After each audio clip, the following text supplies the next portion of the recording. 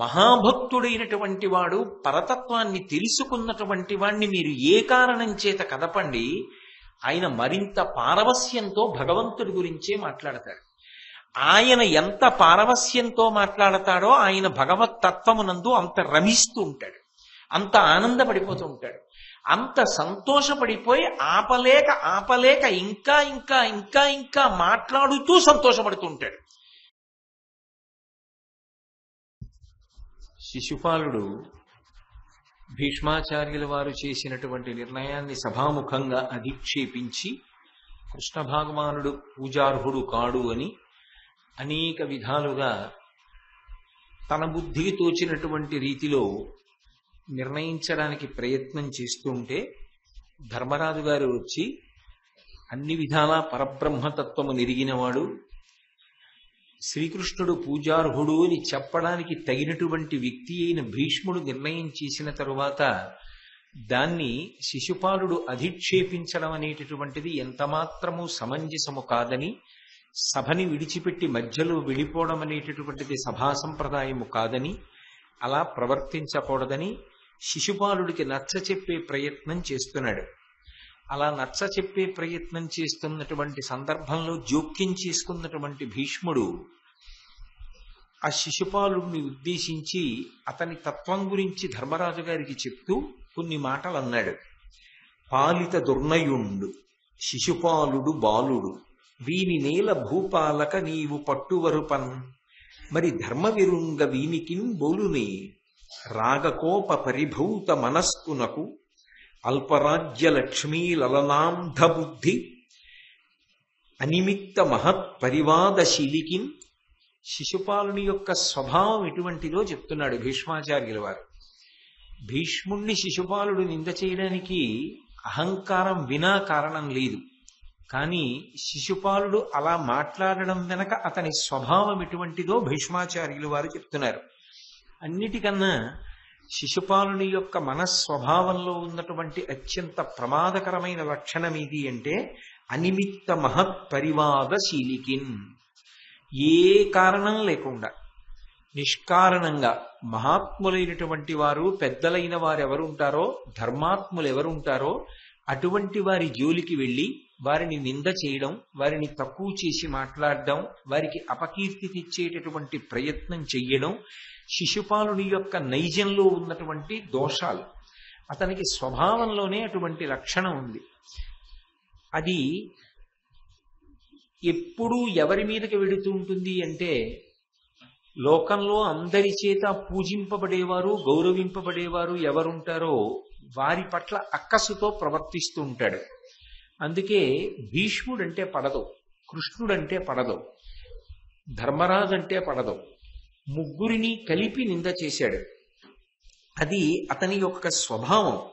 అనిమిత్త మహత్పరివాదశీలికిన్, నిష్కారణంగా ధర్మాత్ములు పెద్దలైనటువంటి వారిని నింద చేసేటటువంటి లక్షణం ఉన్నవాడు, అల్పరాజ్య లక్ష్మీ లలనాంధ బుద్ధికి, ఉన్నటువంటి కొద్ది రాజ్యానికి నేను చాలా గొప్ప రాజుని, ఏదో చక్రవర్తిని, మహారాజుని అనేటటువంటి దురహంకారాన్ని పొంది ఎంతసేపు కూడా నేను ఇంత రాజుని, నాకు గౌరవం వద్దా అని ప్రవర్తించేటటువంటి కన్నులు మూసుకుపోయినటువంటి స్వభావం కలిగినటువంటి వాడు, రాగకోప పరిభూత మనస్కుడు.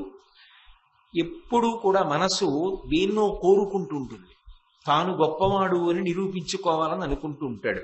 మనసు నిండా అనేకమైనటువంటి కోర్కెలు, అటువంటి కోర్కెలు తీరనప్పుడల్లా కోపం వస్తూ ఉంటుంది. అన్ని కోర్కెలు ఉన్నవాడు ఆ కోర్కెలు తీరడానికి తగినటువంటి అర్హత పొందినవాడు కావాలి కదా, అంత సమర్థుడు కాడు, చేసేవన్నీ తప్పు పనులు.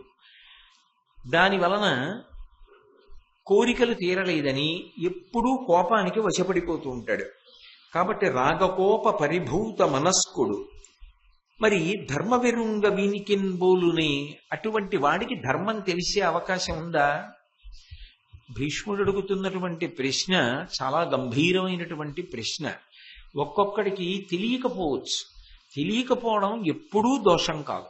లోకంలో అన్ని వేళలా అందరూ అన్నీ తెలిసిన్న వాళ్లే అయి ఉంటారు అనేటటువంటిది సంభవం కాదు. తెలియనితనం అన్నది ఎప్పుడూ ఉంటుంది. కానీ కొంతమందిలో ఉండే లక్షణం ఏమిటంటే తమకి తెలియకపోయినా ఒకరు చెప్తే వింటారు. ఒకరు చెప్తే వినేటటువంటి గుణం ఉన్నంత కాలము కూడా తనకి ఎంత తెలియకపోయినా ప్రమాదం లేదు. కానీ ఒకరు చెప్తే వినేటటువంటి లక్షణం ఉన్నవాడు కాడు. అందుకే అతను పెంకితనంతో ప్రవర్తించేటటువంటి లక్షణం ఉన్నవాడు. అన్నిటినీ మించి ఇటువంటి వాడికి ధర్మాన్ని ప్రబోధం చేసే ప్రయత్నం చేస్తే అర్థం చేసుకోవడం అసలు సాధ్యం అవుతుందా? కాబట్టి పాలిత దుర్నయుండు ఎప్పుడూ కూడా చెడు నడతలో ఉండేటటువంటి వాడు. ఒక మనిషి ఎటువంటి గుణములను కలిగి ఉంటాడో, దేన్ని పట్టుకుంటాడు, మనసులో దేనికి ఆలంబనం లభిస్తూ ఉంటుంది అనేటటువంటిది అతని యొక్క ప్రవర్తన చేత తెలుస్తుంది. చారిత్రమేవ వ్యాఖ్యాతి వీరం పురుషమానినం అంటాడు రాముడు రామాయణంలో. ఎక్కడ పుట్టాడు, ఎంత చదువుకున్నాడు, ఎంత గొప్పవాడు, ఎంత రాజ్యం ఉంది, ఎంత విద్వాంసుడు, ఎంత తపస్సు చేశాడు, దీనికన్నా కూడా మనిషి జీవితంలో అత్యంత ప్రధానమైనది ఇది అంటే ఆయన నడవడి ఎలా ఉంటుంది, ఆయన ప్రవర్తన ఎలా ఉంటుంది, ఆయన ఆచారం ఎలా ఉంటుంది. ఆయన నడవడి గొప్పదా, ఆయన ప్రవర్తన గొప్పదా, ఆయన ఆచారము గొప్పదా అయితే నిస్సందేహంగా ఆయనని గౌరవించవలసింది. అందుకే మీరు కొంచెం జాగ్రత్తగా పరిశీలనం చేస్తే ఆచారము ధర్మము ఈ రెండిటికి పెద్ద భేదం ఏమి ఉండదు. నిజంగా చెప్పాలంటే ఆచారమే ధర్మము, ధర్మమే ఆచారము. అందుకే ఆచారము అన్న మాట అనేక రకాలుగా విడిపోతుంది. ఆచారము, సదాచారము, దురాచారము, ఇలా. సదాచారము అంటే పెద్దలు శాస్త్రములు ఎలా చెప్పాయో అలా ప్రవర్తించడం. దురాచారము అంటే అలా చెప్తే వినాలని ఎక్కడుందండి? అలా చెప్పినంత మాత్రాన విని చేసేస్తే అది మౌఢ్యం కదా. అలా ఎందుకు వినాలి, అలా ఎందుకు చెయ్యాలి, అలాగే చెయ్యాలని ఎవడు చెప్పాడు, అలా చేయకపోతే ఏమవుతుంది తప్ప ఇలా చేసి ఎందరో తరించారు కదా. ఒక్క పద్యం వాడికి రాదు, ఆ ప్రశ్నించేవాడికి ఒక్క శ్లోకం వాడికి రాదు. వాడు చదివిన పుస్తకాలు లేవు. వాడు నిజంగా అలా చదివిన వాడైతే, వాడు అలా శ్లోకాలు చదువుకున్నవాడైతే, వాడు అలా విషయాన్ని పరిశీలించిన వాడైతే అసలు నిజానికి అలాంటి ప్రశ్న వేస్తాడా అన్నది నాకు అనుమానం. ఎక్కడి నుంచి వస్తుంది అంటే అసలు దాన్ని ఏమీ పరిశీలించకుండా తన బుద్ధికి తోచింది ఏదో ఒకటి ప్రశ్న కింద అంటూ ఉంటాడు. దానికి ఎవరు జవాబు చెప్పగలరు? కాబట్టి తన చిత్తమునకు ఎలా తోచిందో అలా ప్రవర్తిస్తాడు తప్ప ఆ ప్రవర్తనకి ఒక ప్రమాణం ఉండదు. శాస్త్రం ఇలా చెప్పింది కాబట్టి ఇలా ప్రవర్తిస్తాను, పెద్దలు ఇలా చెప్పారు కాబట్టి ఇలా ప్రవర్తిస్తాను, అదేం ఉండదు. తన బుద్ధికి ఎప్పుడు ఏది తోచిందో అది అలా ప్రవర్తిస్తూ ఉంటాడు. అది ప్రమాదకరమైనటువంటి పోకడ. అందుకే పాలిత దుర్నయుండు, శిశుపాలుని శీలంలో ఉన్నటువంటి పెద్ద లోపం ఇది. దాన్ని ఎత్తి చూపుతున్నాడు భీష్మాచార్యుల వారు. ఆయన యొక్క నడవడి మంచిది కాదు. ఆయనకి ఏ ప్రమాణంతో సంబంధం లేదు. అదే పనిగా తప్పులు చేస్తూ ఉంటాడు. తన తప్పులు తాను అంగీకరించలేడు. అంగీకరిస్తే అందులోంచి పాఠం నేర్చుకుని దిద్దుకోగలిగిన సమర్థత వస్తుంది. అది ఆయనకి తప్పుగా కనిపించదు. సరికదా, అది చాలా ఉప్పుగా, చాలా గొప్పగా, అలా ఉండడం గొప్ప విషయంగా, అలా మిగిలిన వాళ్ళు ఉండలేకపోవడం వాళ్ళ తక్కువతనంగా కనిపిస్తూ ఉంటుంది. అందుకే మహాభారతంలో ఉన్నటువంటి వ్యక్తులు సమాజంలో ఎప్పటికీ కనపడుతూ ఉంటారు. ఆ వ్యక్తులు మరణించారేమో, ఆ స్వభావములు మరణించవు. ఆ స్వభావం పోవాలి అంటే భారతాన్ని వినాలి. భారతం బాగా విన్నారనుకోండి, ఏమవుతుందంటే ఇది ఎంత ప్రమాదకరమైనటువంటి లక్షణం, ఇది చిట్ట చివరికి ఎక్కడికి దారి తీస్తుంది, ఏమైపోయాడు శిశుపాలుడు అన్నది తెలిస్తే తాను అలా బ్రతకడానికి ఇష్టపడడం, తాను వేరొకలా బ్రతకాలని కోరుకుంటాడు. అందుకే పాలిత దుర్నయుండు శిశుపాలుడు బాలుడు.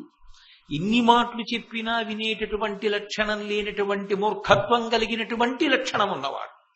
కాబట్టి బాలుడు లాంటి వాడు. స్త్రీ బాలాం ధజడోపమాస్వహమితి భ్రాంత భృజంవాదిన అంటారు శంకరుడు దక్షిణామూర్తి స్తోత్రంలో. కాబట్టి తను పట్టిన మంకు పట్టే కానీ ఇతరుడు చెప్పారని వాడు వినడు. పిల్లలు చూడండి, బుద్ధి మరల్చాలి, ఇంకొక దాని మీదకి వాడు మరిచిపోయి ఆలోచన మొదలెట్టాలి తప్ప వాడు ఏది పట్టుకున్నాడో అది. మరుగుపాలు తాగేస్తానన్నాడు అనుకోండి, ఒరే మరుగుపాలు మూతికి అలిపోతుందిరా అన్నాను అనుకోండి, వాడు వింటావు. నాకు ఇస్తావా ఇవ్వవా అని ఏడుస్తాడు. ఏడిచ్చాడని ఇవ్వగలరా మీరు?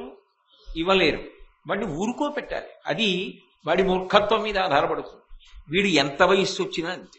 కాబట్టి పాలిత దుర్నయుండు శిశుపాలుడు బాలుడు వీని నేల భూపాలక నీకు పట్టు వరపన్మరి ధర్మ విరుంగ వీనికిన్ బోలునే.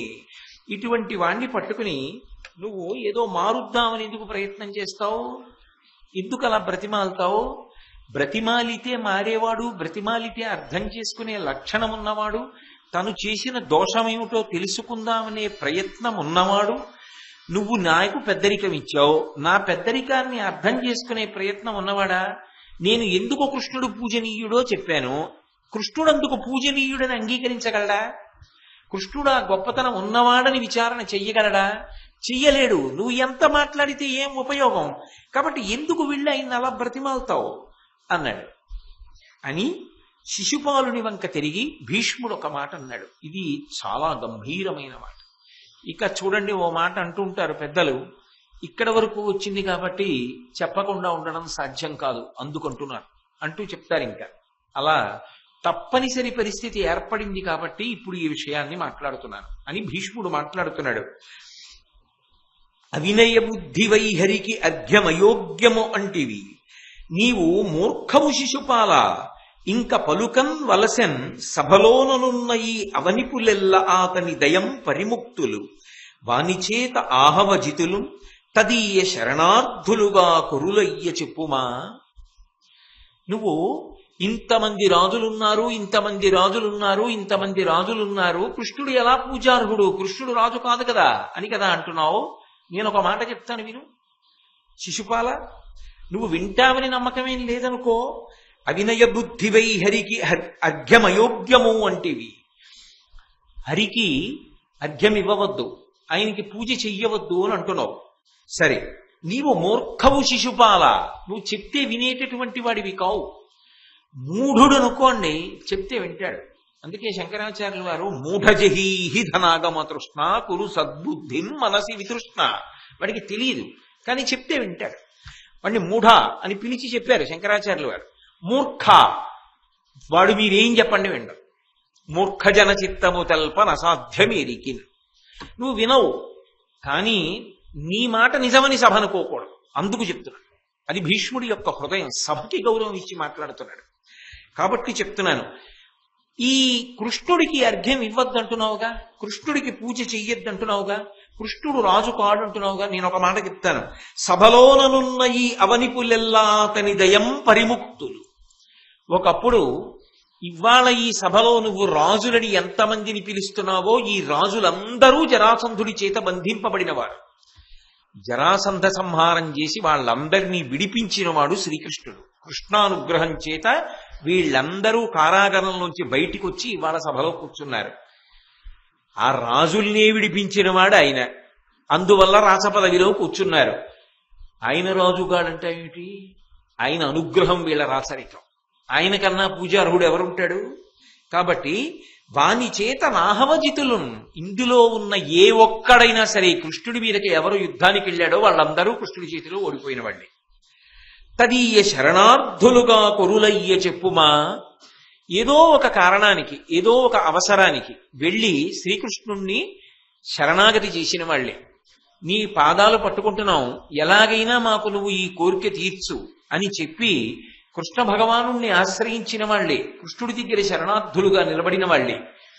ఇంతమంది కృష్ణుడికి శరణార్థులయ్యున్నప్పుడు, ఇంతమందిని కృష్ణుడు జరాసంధుని యొక్క కారాగారంలోంచి విడిపించిన వాడయ్యున్నప్పుడు, ఇంతకన్నా గొప్పవాడు లోకంలో పూజించడానికి లభిస్తాడా? మరి హరి పూజనీయుడు కాడు కాడు అని నువ్వు ఎలా మాట్లాడుతున్నావు? ఏ ఆధారం చేసుకుని మాట్లాడుతున్నావు? పిడివాదం, మూర్ఖత్వం తప్ప. సభలో ప్రత్యక్ష సాక్ష్యం కనబడుతోంది, నీకు మాత్రం కృష్ణుడు పూజార్హుడు కాడని కనపడుతోంది. ఏమనుకోవాలి? మూర్ఖుడివి తప్ప. ఉత్తమ జ్ఞానవృద్ధునా నుండెనేని బాలుడయ్యును పూజ్యుండు బ్రాహ్మణుండు క్షత్రియుడు పూజ్యుడమిత విక్రమ సమృద్ధి ఉర్విపతులలో అధికుడై ఉండెనీని. నేను ప్రమాణమైనటువంటి విషయాన్ని చెప్తున్నాను శిశుపాల.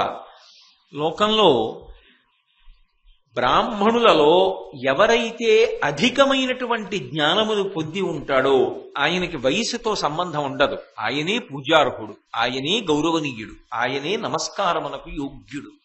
అంతే తప్ప ఆయన వయసెంత నా వయసెంత అన్నదానితో సంబంధం ఉండదు. ఆయన జ్ఞానవృద్ధుడైతే మిగిలిన వాళ్ళందరూ ఆయనకి నమస్కారం చెయ్యవలసింది. బ్రాహ్మణుల యందు జ్ఞానము అధికముగా ఉన్నవాడెవరో వాడు వయస్సు చేత పెద్దవారి చేత కూడా నమస్కరింపబడుతూ ఉంటాడు. అలాగే బాలుడయ్యును పూజ్యుండు బ్రాహ్మణుండు, క్షత్రియుడు పూజ్యుడమిత విక్రమ సమృద్ధి ఉర్విపతులలో అధికుడై ఉండనేని. క్షత్రియులలో ఎవరు అపారమైనటువంటి విక్రమాన్ని పొంది ఉండి ఎక్కువ మందిని గెలిచినటువంటి వాడై ఉంటాడో, ఎవరితో మిగిలిన వాళ్ళు తలపడలేరో, ఎవరి పౌరుష పరాక్రమములు సమధికములో అటువంటి వాడు క్షత్రియులలో మిగిలిన వారి చేత పూజింపబడవలసినటువంటి వాడు. ఈ రెండు కారణముల మురారాతి అర్ఘ్యమునకు అర్హుడు జగదాధారుండు మాక కాదు సదారాధ్యుడు విష్టపత్రయావాసులకు. ఎలా కాదనంటావు కృష్ణుడు పూజార్హుడని? జ్ఞానమునందు అధికుడైన వాడు వయసుతో సంబంధం లేకుండా బ్రాహ్మణులలో పూజార్హుడు. శ్రీకృష్ణుడి కన్నా జ్ఞానము కలిగిన వాడు ఈ సభలో ఎవరైనా ఉన్నాడా? కృష్ణం వందే జగద్గురుం. అవసరమైతే కురుక్షేత్ర సంగ్రామ భూమి యందు ప్రస్థానత్రయంలో ఒకటైనటువంటి భగవద్గీతని అర్జునుడికి ఉపదేశం చేసి నష్టో మోహ స్మృతిర్లబ్ధ, నా మోహం పోయింది, నాకు స్మృతి కలిగింది అని అర్జునుడు మళ్ళీ చెయ్యవలసిన కర్తవ్యమునందు పూనిక పొందేటట్టుగా భగవద్గీతని ఉపదేశం చేసినటువంటి మహానుభావుడు. దేశకాలములతో సంబంధం లేకుండా ద్వాపరయుగంలో చెప్పిన కలియుగంలో కాదు, ఎప్పటికీ కూడా మనిషి తన జీవితాన్ని పండించుకోవడానికి యోగ్యమైనటువంటి శాస్త్రజ్ఞానాన్ని అందించినటువంటి జగద్గురువు. ఇంత జ్ఞానములకు కారణమైన వాడు ఎవరున్నాడో, ఇంతటి పౌరుష పరాక్రమములు కలిగిన వాడు, ఇంతమంది రాజుల్ని ఓడించినవాడు, ఇంతమంది రాజుల్ని జరాసంధుని యొక్క చెర నుంచి విడిపించినటువంటి వాడు క్షత్రియులంటావా? అందరికన్నా పౌరుష పరాక్రమములలో అధికుడు. జ్ఞానులలో అంటావా? ఆయన కన్నా అధికుడు ఎక్కడున్నాడు? ఆయన కన్నా జ్ఞాని ఉన్నాడా? ఆయన కన్నా విషయములు తెలిసిన్నవాడు ఉన్నాడా? అసలు నిజానికి వేదమే ఆయన నుండి వచ్చింది. ఇంకా ఆయన కన్నా జ్ఞాని ఎవరున్నాడు? ఆయన కన్నా పౌరుష పరాక్రమములు ఉన్నవాడు ఎవరున్నాడు? అటువంటి వాడు పూజార్హుడు కాకపోవడం ఏమిటి? ఏదో మాట్లాడుతున్నావు అంతే మూర్ఖంగా. అంతేకాని నా పెద్దరికం మీద నీకు నమ్మకం లేదు, కృష్ణుడి యొక్క పూజార్హత మీద నమ్మకం లేదు, ధర్మరాజు గారి యొక్క నడవడి మీద నీకు నమ్మకం లేదు. నీకు నమ్మకం ఏంటి? నీ గొప్పతనం మీద. అంతే. మూర్ఖత్వం కాక ఏమిటి మాట్లాడుతున్నావు? ఇవి కాదని నువ్వు అనగలవా? కాబట్టి వృద్ధులు ఎంతమంది ఉన్నా జ్ఞానికి పూజ చెయ్యమని శాస్త్రం చెప్తోంది. అయినప్పుడు మహాజ్ఞాని, అంతటి గొప్పవాడు, గొప్ప శౌర్యమున్నవాడు, అనేక గుణములకు నిధి. ఏదో రుక్మిణీదేవి అంతటిది లేఖ వ్రాస్తూ ఒక మాట అంటుంది. ఏదో శ్రీయుతమూర్తి ఓ పురుష సింహమా, సింహము పాలి సొమ్ము గోమాయువు కోరు చందమున ఈ దురాత్ముడు చైజ్యుడు నీ పదాంబుజాయినైన నన్ను తా వడితా కొనిపోయదనంచునున్నవాడు అంటుంది. ఈ చైజ్యుడు అంటుంది. రుక్మిణీదేవి లేఖ వ్రాసినప్పుడు కూడా శిశుపాలుడికి ఇచ్చిన కితాబిదే. అసలు అంధుడు అంటే జ్ఞానము లేనివాడు, అలాగే ప్రవర్తిస్తూ ఉంటాడు. కాబట్టి ఇన్ని గుణములు, ఇంత శౌర్యము, ఇంత పరాక్రమము, ఇంత జ్ఞానము కలిగినటువంటి ఈ కృష్ణ పరమాత్మ కన్నా పూజార్హుడు సభయందు ఇంకెవరుంటారు?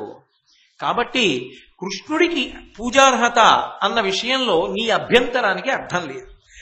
పూజితుల తృప్తులగుదురు భూజనులురులు అచ్యుతుండు పూజితుడగుడున్ తేజమున జగత్రితయము పూజితమయి తృప్తి నుండు పుణ్య సమృద్ధిన్. లోకంలో ఎప్పుడైనా ఎవరినైనా తీసుకొచ్చి సభలో మీకన్నా పూజార్హులు లేరు, మీరు అందరికన్నా అధికులు కనుక మిమ్మల్ని పూజ చేస్తున్నాం అని చెప్పి తీసుకొచ్చి ఆయన్ని కూర్చోబెట్టి పూజ చేశారనుకోండి, మొదట తృప్తి ఎవరు పొందుతాడు అంటే ఆయన పొందుతాడు. అది నిస్సందేహం. సభలో కొంతమంది అసూయ పొందవచ్చు, అది వేరు విషయం. కొంతమందికి అంగీకారయోగ్యం కాకపోయినా అమర్షం ఉన్నా ఆయనతో తలపడలేక ఊరుకోవచ్చు, లేదు సభామర్యాదకి కట్టుబడి ఊరుకోవచ్చు. కానీ ప్రధానంగా ఒక సభలో ఒకడిని అధికుడు అని పూజ చేస్తే ఆయన సంతోషిస్తాడు. నేను చేసినటువంటి సాధనకి, నేను చేసినటువంటి పరిశ్రమకి తగినటువంటి గుర్తింపు లభించింది అని ఆనందపడతాడు. ఆ ఒక్కడే సంతోషపడతాడు సభాపూజ్యత చేత. కానీ కృష్ణుణ్ణి పూజ చేస్తే 3 లోకములు సంతోషిస్తాయి. 3 లోకములు ఎందుకు సంతోషిస్తాయి అంటే ఆయన సర్వాంతర్యామి కనుక. ఆయన పొందిన సంతోషం సమస్త జీవుల యొక్క సంతోషం కనుక. పద్మావతి కళ్యాణ సందర్భంలో వెంకటేశ్వర స్వామి వారు శుకబ్రహ్మ ఆశ్రమం మీదుగా వెళ్ళిపోతున్నారు.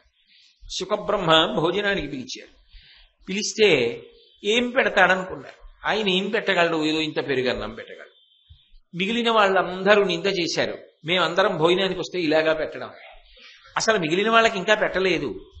ఆయనని నింద చేస్తారేమో ఇంతటి మహాభక్తుడని వెంకటేశ్వర స్వామి వారిది కొద్దిగా తీసి నోట్లో వేసుకొని గుటుక్కున మింగి సమస్త భూతములు తృప్తి చెందుగాక.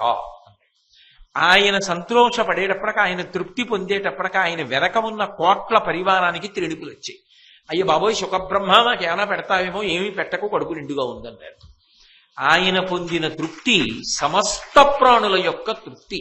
శ్రీహరికి చేసిన పూజ 3 లోకములలో ఉన్న సమస్త జీవకోటికి చేసిన పూజ. ఏది సభలో ఏ ఒక్కరికి పూజ చేసినా అది వారికి చెందిన పూజ.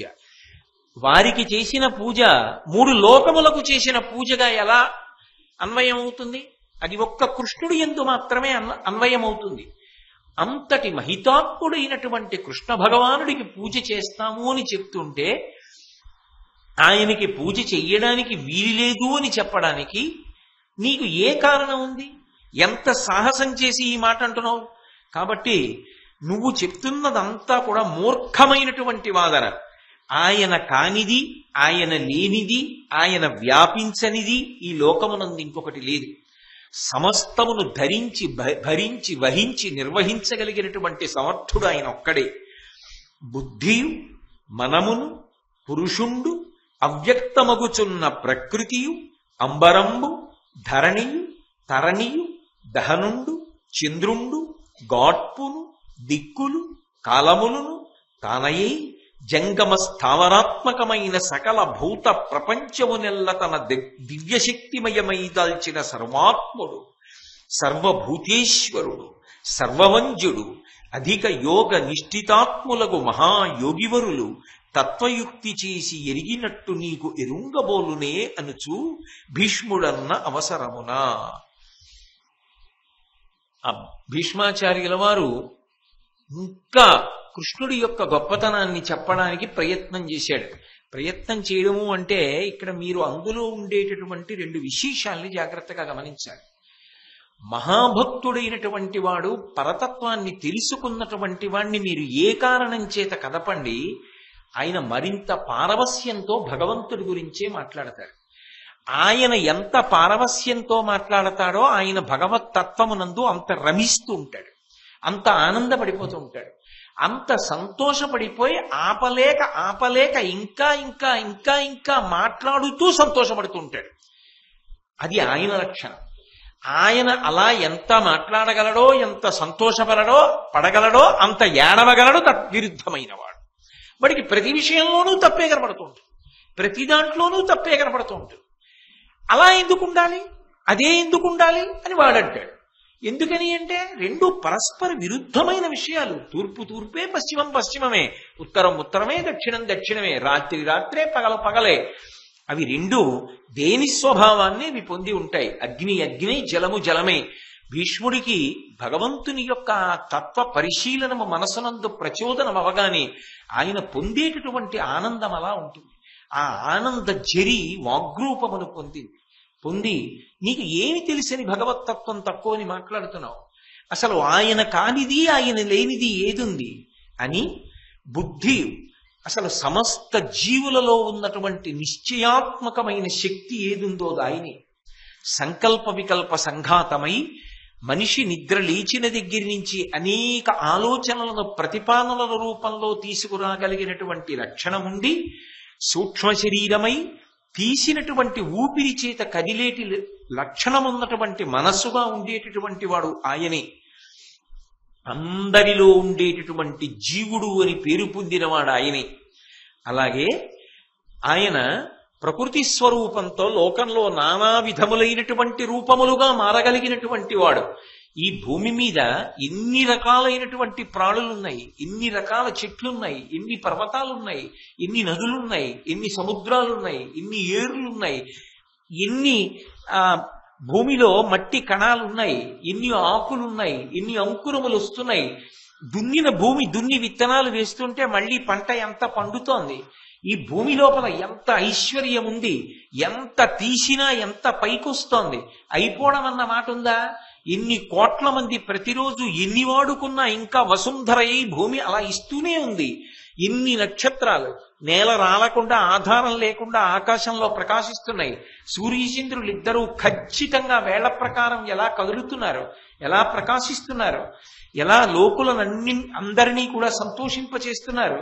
ఇవన్నీ ఎవరి వలన సాధ్యం అవుతున్నాయి? ఎవరో ఒకడు లేకుండా ఈ పనంతా జరిగే అవకాశం లేదు కదా. ఒక విషయం నడుస్తోంది అంటే దాని వెనక ఎవరో ఉన్నాడు. ఒక ఇల్లు ఉన్నది అంటే ఆ ఇంటిని నిర్మించిన వాడు ఒకడు ఉండాలి కదా.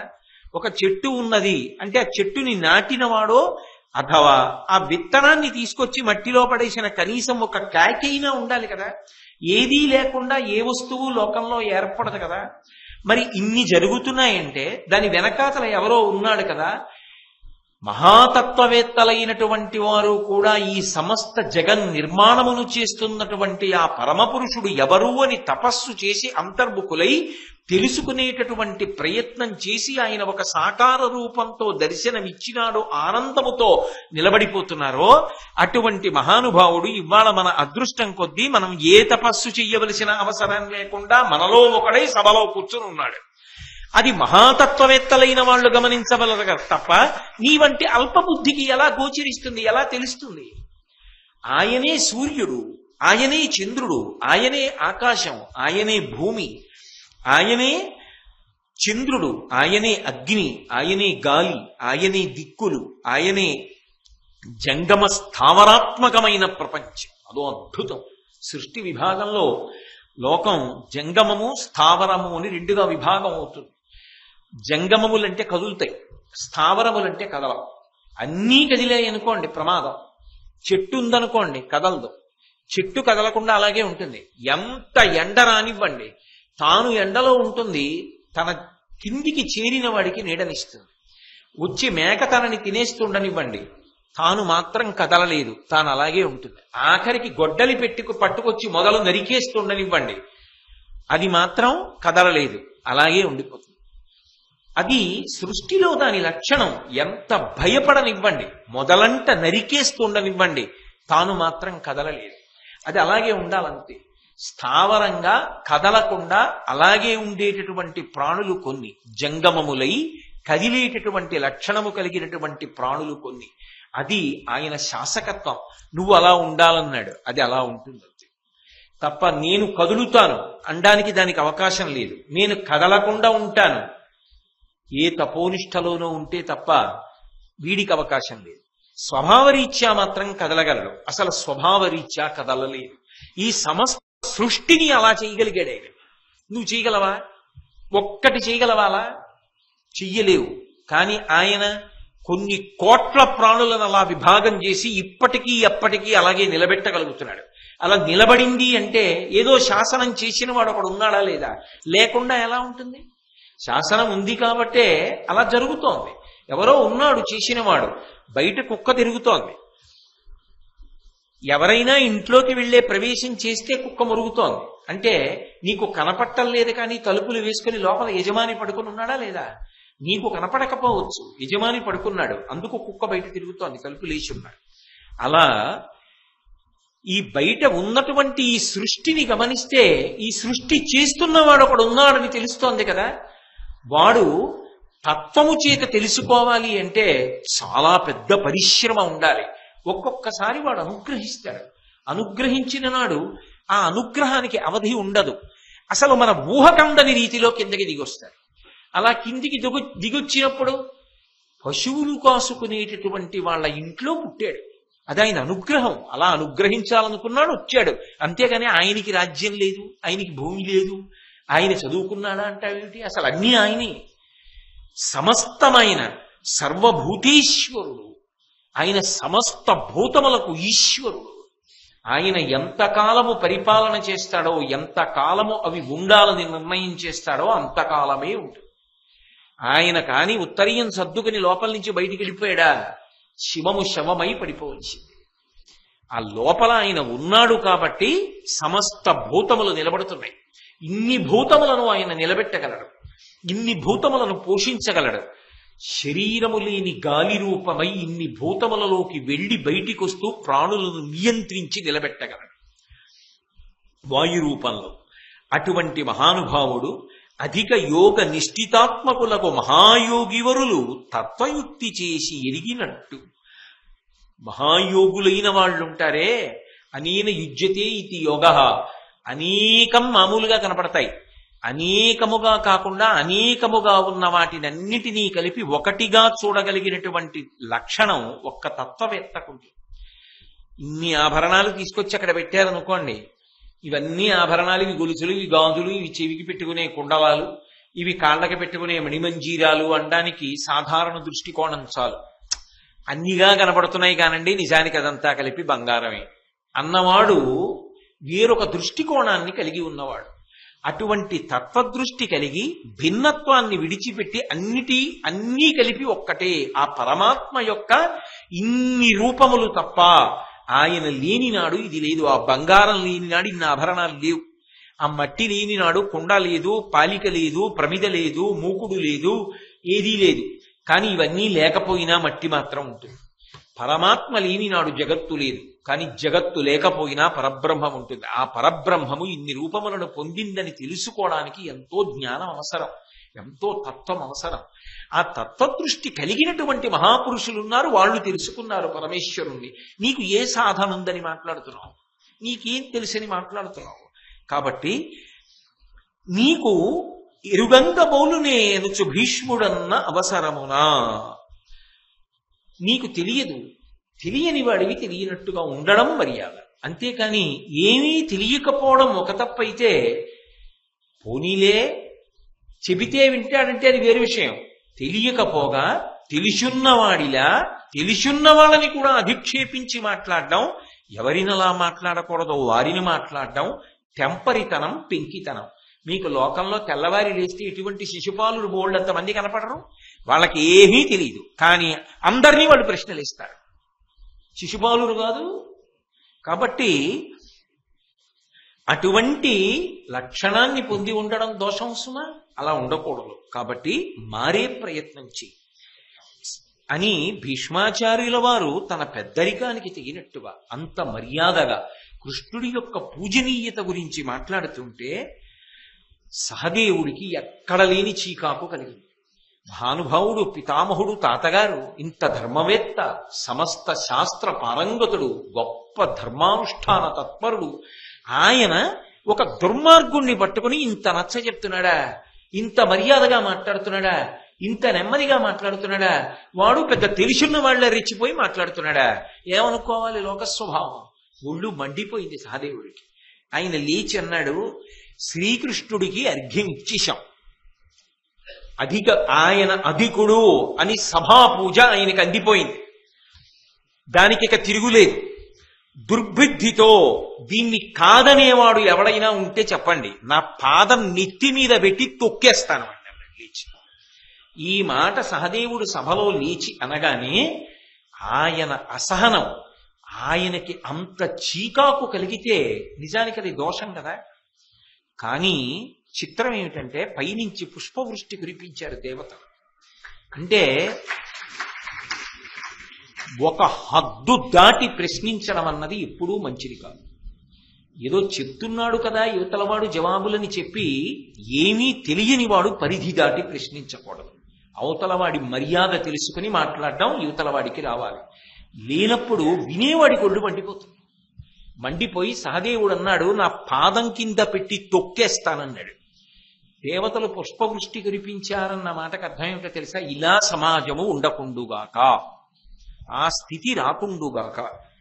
కాబట్టి ఒక్కడు ఆయన ధర్మానికి కట్టుబడి మెల్లిగా మాట్లాడినా, శిశుపాలుడు అంత వక్రమార్గంలో మాట్లాడుతుంటే సహించలేని వాడు ఒకడున్నాడు. ఆ సహించలేనితనం పరమధార్మికం తప్ప అది హద్దు దాటడం కాదు. అందుకే చిలువుగ పుష్పవృష్టి కురిశం సహదేవుపై దివంబునన్ వెలయగా సాధువాదములు వించే సభాసదులెల్ల విస్మయాకులిత మనస్కులైరి తన కుంచెయు కృష్ణ మృగాజినంబును పలుమురు వీచుచున్ కలహబంధుడు నారదుడాడే వేడుకన్. ఎప్పుడైతే సహదేవుడు హద్దుమీరిపోతున్నటువంటి శిశుపాలుణ్ణి నియంత్రించే ప్రయత్నం చేసి తన కాలు పైకెత్తాడో, పాదం కింద పెట్టి తొక్కేస్తాను జాగ్రత్త అన్నాడో, పైనుంచి దేవతలందరూ సహదేవుడి మీద పుష్పవృష్టి కురిపించారు. అందరూ కూడా సాధు సాధు అని పైనుంచి ఋషిమండలం దేవతామండలం పలికింది. సభలో ఉన్న వాళ్ళందరూ కూడా ఆశ్చర్యంతో, విస్మయంతో, భయంతో కూడుకున్నటువంటి మనస్సు కలిగినటువంటి వారై నిశ్చేష్టితులై నిలబడిపోయారు. నారద మహర్షి ఈ విషయాన్ని చూసి పరమానంద పడిపోయి తన దగ్గర ఉన్న చామరాన్ని కట్టుకోవడానికి తెచ్చుకున్న ఆ నల్లజింక చర్మాన్ని రెండింటినీ గాలిలో ఊపుతూ ఆనందపడిపోయట. ఎందుకని అంటే ఈ పద్ధతికి అలవాటు పడిపోయిన వాడు చివరికి ఏమవుతాడంటే అలా మాట్లాడడానికి అలవాటు పడిపోయి అలాంటి మాటలు కంఠంలోంచి వచ్చాయి కాబట్టి ఆ కుత్తుకు తెగిపోయే సమయం ఆసన్నం అయిపోయింది. ఒకనాడు శాపాన్ని పొంది శిశుపాలుడిగా వచ్చిన వాడికి శాప విమోచనం అయిపోయి మళ్ళీ ఆ జయ విజయుల్లోకి వెళ్ళిపోవాలి. కాబట్టి ఆ సందర్భం ఏర్పడిపోతోంది. మాటల చేత తెచ్చుకుంటున్నాడు మృత్యువు, యుద్ధం చేసి కాదు, మాటలతో తెచ్చుకుంటున్నాడు రా మృత్యువు. వీడు లోకంలో ఎంత ప్రమాదకరమైన పోకడా. నోరు ఉంది కదా అని మాట్లాడడం కాదు, మాట్లాడిన తరువాత వచ్చే ప్రమాదాన్ని గుర్తెరగలేకపోతున్నాడే. ఇది లోకం ఎప్పటికీ తెలుసుకోవలసినటువంటి గొప్ప సందేశం కదా. అందుకని నారద మహర్షి చామరాన్ని కృష్ణాజినాన్ని ఊపుతూ ఆనందపడిపోయి నిలబడ్డాడు. ఆ నిలబడినటువంటి సమయంలో ఆ శిశుపాలుడు ఆయన యొక్క సేనాధిపతి మిగిలినటువంటి వారికి కనుసైజ్ఞ చేసి, మీరు నన్ను మీలో ఎవరు సమర్థిస్తారో వాళ్ళందరూ యువతల వైపుకు వచ్చేయండి, ఎవరు ధర్మరాజుని సమర్థిస్తారో వాళ్ళు ఒక పక్షంలో ఉంటారు, యుద్ధం చేద్దామని చెప్పి యుద్ధానికి సన్నద్ధపడుతున్నారు. వెంటనే యుద్ధం ప్రారంభమయ్యే ముందు ఎటువంటి శబ్దములు వస్తాయో అటువంటి శబ్దములు సభలో బయలుదేరి, గుర్రాలు కదిలిన చప్పుడు, ఏనుగులు కదిలిన చప్పుడు, సైన్యం మొహరిస్తున్న చప్పుడు, ఇటువంటి చప్పుళ్ళన్నీ బయలుదేరి ధర్మరాజు గారు గబగబా బయలుదేరి ఆ భీష్మాచార్యుల వారి దగ్గరికి వచ్చి, అయ్యో ఇంత పవిత్రమైన సభా మర్యాద కోసం, సభా గౌరవం కోసం ఎంత కొట్టుకుపోయాడో చూడండి ధర్మరాజు గారు, ఎంత కొట్టుకుపోయాడో చూడండి భీష్మాచార్యుల వారు. ఇది ఈ దేశ సంస్కృతి. సభ అంటే అంత మర్యాదగా ఉంటుంది, సభ అంటే అంత గౌరవంగా ఉంటుంది. సభ అన్న దాంట్లో ప్రవేశించినటువంటి వాళ్ళు అంత మర్యాదకి కట్టుబడి ఉంటారు అని ఆశించినటువంటి సంస్కృతికి ఎలిగినటువంటి దేశం తప్ప సభా మర్యాదకి భంగం కలిగితే అంత బాధపడ్డారు వాళ్ళు తప్ప సభలో ఇంకొకలా ప్రవర్తించడం అసలు అంగీకారయోగ్యం కాలేదు వాళ్ళకి.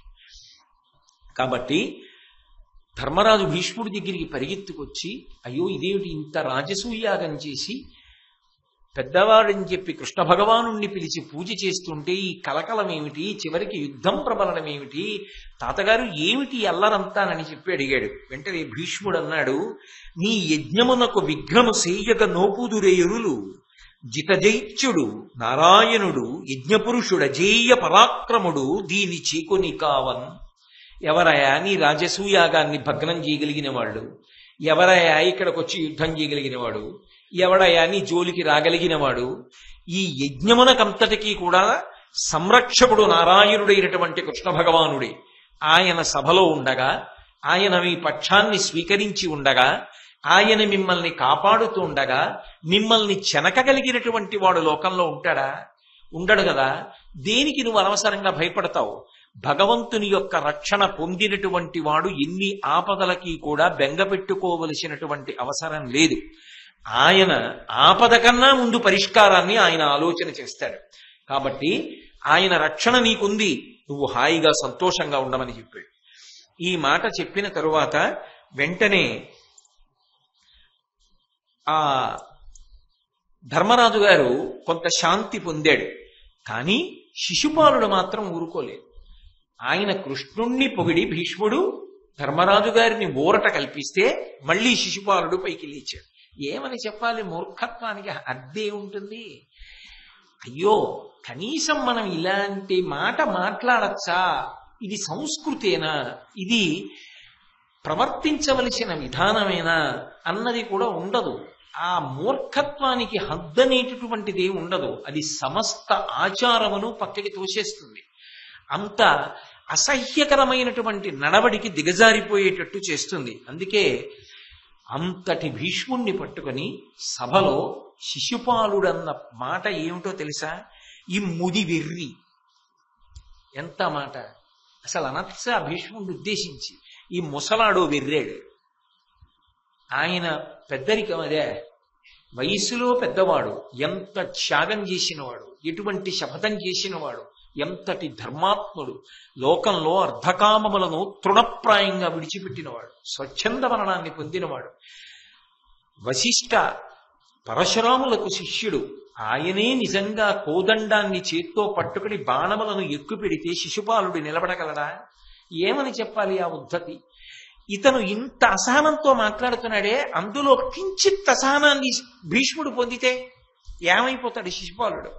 ఏమైనా ఉందా వివేచన? ఉండదు.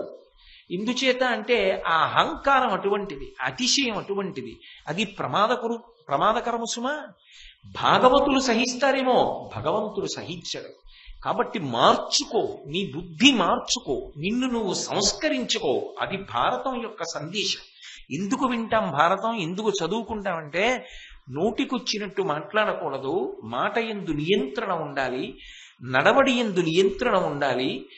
ఎలా ప్రవర్తించాలో అలా ప్రవర్తించాలి తప్ప వీరొకలా ప్రవర్తించకుండా ఉండడం నేర్చుకోవాలని చెప్పడానికి భారతం పనికొస్తుంది. అందుకు పంచమవేద స్వరూపాన్ని పొందింది. ఈ ముది వెర్రి వీని పరమేశ్వరుగా కొనియాడే, ధర్మతత్వములు పాండవేయులను తానునుగాని ఎరుంగరట్టే, సామమ్మున ఎల్లవారి నవమాన్యుల చేసి అమాన్యుడంచు, రూక్షమ్మున భీష్మచూచి బలగర్వితుడిట్లని పల్కె నల్కతోన్. ఈ ముసలాడున్నాడే వెర్రేడు, ఈ భీష్ముడు మంచిగా మాట్లాడినట్టు కనపడతాడు. మాటలో ఎక్కడా తడబడడం, చక్కగా మాట్లాడతాడు.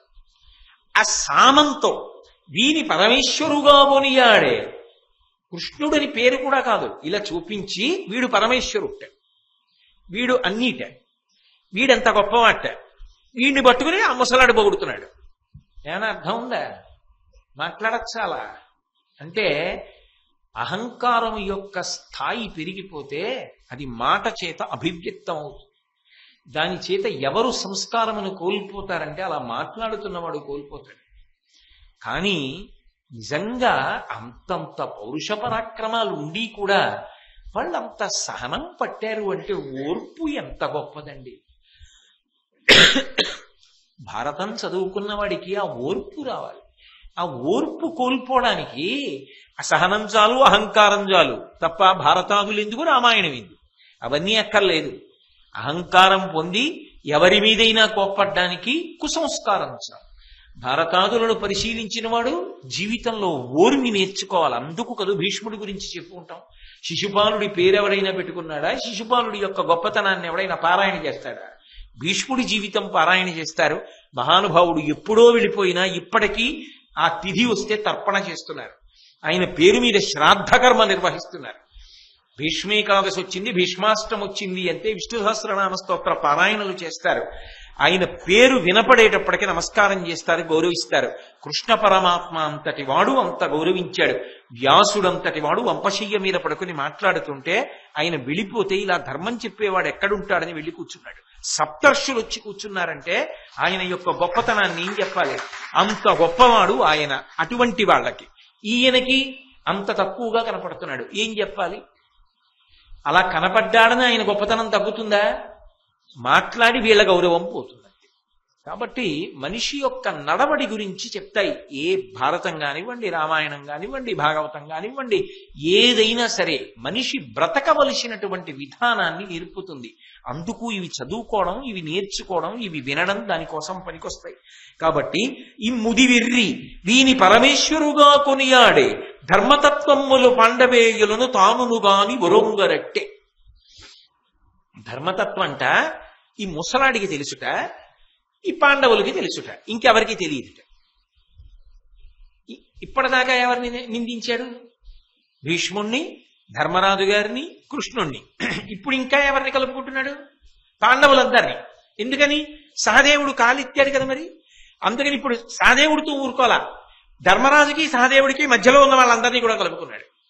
కలుపుకుని ఓడు పైవాడు ఓడు కిందవాడు కదా, ఓడు పెద్దవాడు ఓడు చిన్నవాడు, ఆ మధ్యలో వాళ్ళని కూడా కలిపేసుకున్నాడు. కలిపేసుకుని వీళ్ళకే తెలుసుట ధర్మం, ఇంకెవరికి తెలియదుట. ఈ సభలో ఎవడు పూజనీయుడు కాదుట, వీడు పూజనీయుడే. వీడు పూజనీయుడని ఈ ముసలాడు చెప్పేట. ఆ ధర్మరాజుకు బాగుందిట, వాళ్ళ తమ్ముళ్ళు ఒప్పుకున్నారట, పూజ చేస్తారట, మనం చూడాలట. అందుకుంటే సభకు వచ్చాం. అది ఏమైనా మాట్లాడే తీరే. ఆ పద్యానికి అర్థం అంతే. మీకు తేలిగ్గా అర్థం అవడానికి నేను అలా చెప్పడానికి బాధపడుతూ చెప్పాను. కాబట్టి రూక్షమ్మున భీష్మ చూచి బలగర్వితుడిట్లని పలికే నల్కతో, కోపంతో భీష్ముడి వంక చూస్తూ భీష్ముడి మీద కోపంతో అలా మాట్లాడాడు. అలా మాట్లాడి పైగా అన్నాడు, అసలు ఈ భీష్ముడి మాటలు వినవలసిన అవసరం ఏమిటి సభలో ఇంతమందికి అవమానం జరుగుతుంటే అని. జననిందితమై నీ ఎందనపచ్చతయను అధర్మమది ఉండంగా ధర్మ నివృత్త చరిత్రక నీ అనుశాసనమిట్లు నమ్మనగు జనములకు. అసలు ఓ భీష్మ, సభలో తగుదునమ్మా అని ఎలా మాట్లాడావు? అసలు లోకంలో ఆదరణీయుడు, పెద్దల చేత గౌరవమును పొందినవాడు అని ఎవరనిపించుకుంటాడు? పితృరుణం తీర్చుకోవాలి, పెళ్లి చేసుకుని సంతానాన్ని కనాలి. పెళ్లి చేసుకున్నావా, సంతానాన్ని కన్నావా? బిడ్డలు లేరు, పెళ్లి లేదు, భార్య లేదు, బిడ్డలు లేరు, నువ్వు తగుదునమ్మా అని మాట్లాడావా? ఆయనకి పిల్లనిచ్చేవాళ్ళు లేక పిల్లల కండం ఆయనకి తనంత తాను వదిలిన ప్రక్రియ తప్ప ఆయన ఏమైనా శాపానికి గురై బిడ్డల్ని పొందలేకపోయిన వాడు అయ్యాడా?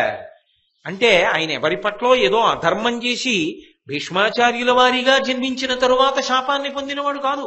ఇక్కడో వసువుగా పొందినప్పుడు పొందినటువంటి శాపం తప్ప ఆయన ఎవరిని అధిక్షేపించి ప్రవర్తించలేదే. ఇప్పటి వరకు మనం చూశాం భీష్ముడి జీవితం. ఎంతటి ధర్మాత్ముడు, మహానుభావుడు. అటువంటి వాడిని ఉద్దేశించెట్టాడు, నీకు భార్య బిడ్డలా? అనపత్య దోషం ఉంది, అసలు నీకు బిడ్డలే లేరు, నువ్వు సభలో మాట్లాడ్డాయేంటి? నీకు ఏ అర్హత ఉందని మాట్లాడుతున్నావు?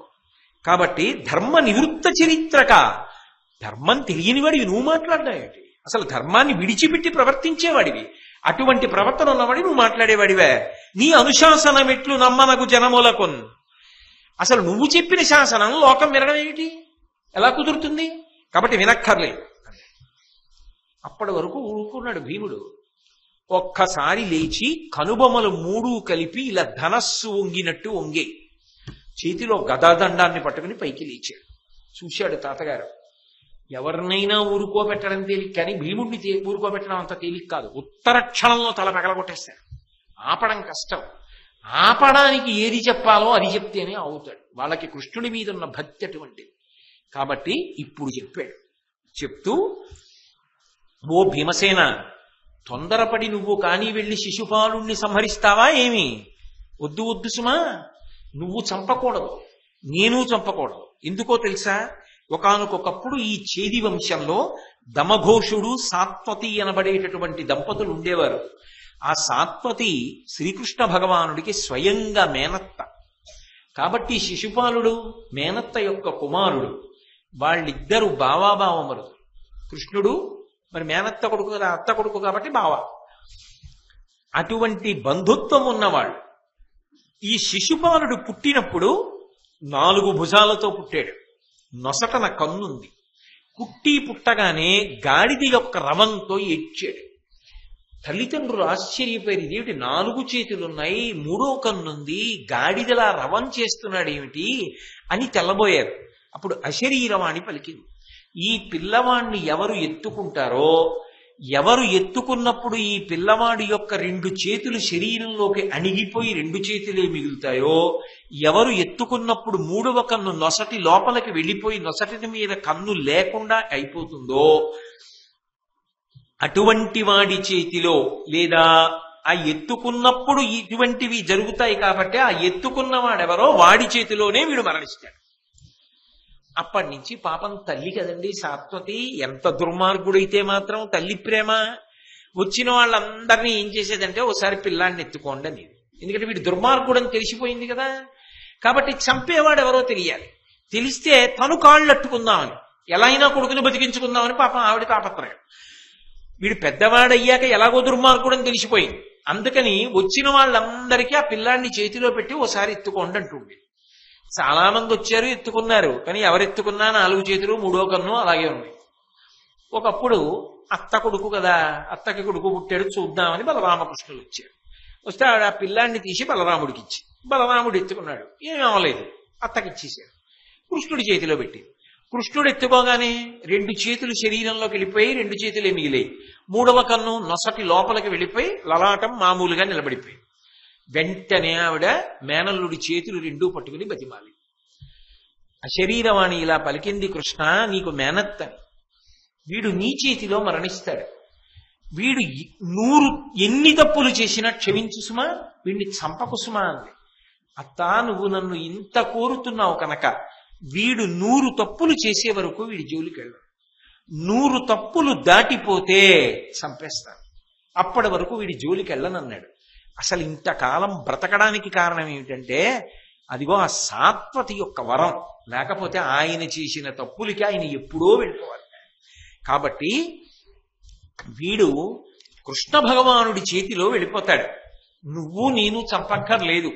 కాబట్టి అటువంటి వాడి జోలికి నువ్వు వెళ్ళడం ఎందుకు, నేను వెళ్ళడం ఎందుకు, వెళ్ళక్కర్లేదు అని ఆ అశరీరవాణి వీని నురులు చంపగా నోపరెవ్వరు ఎవరేని వీని నెత్తికొనుడు మిగిలియున్న బాహు యుగళంబు కన్నును అడగు వీని కతడ అంతకుండు.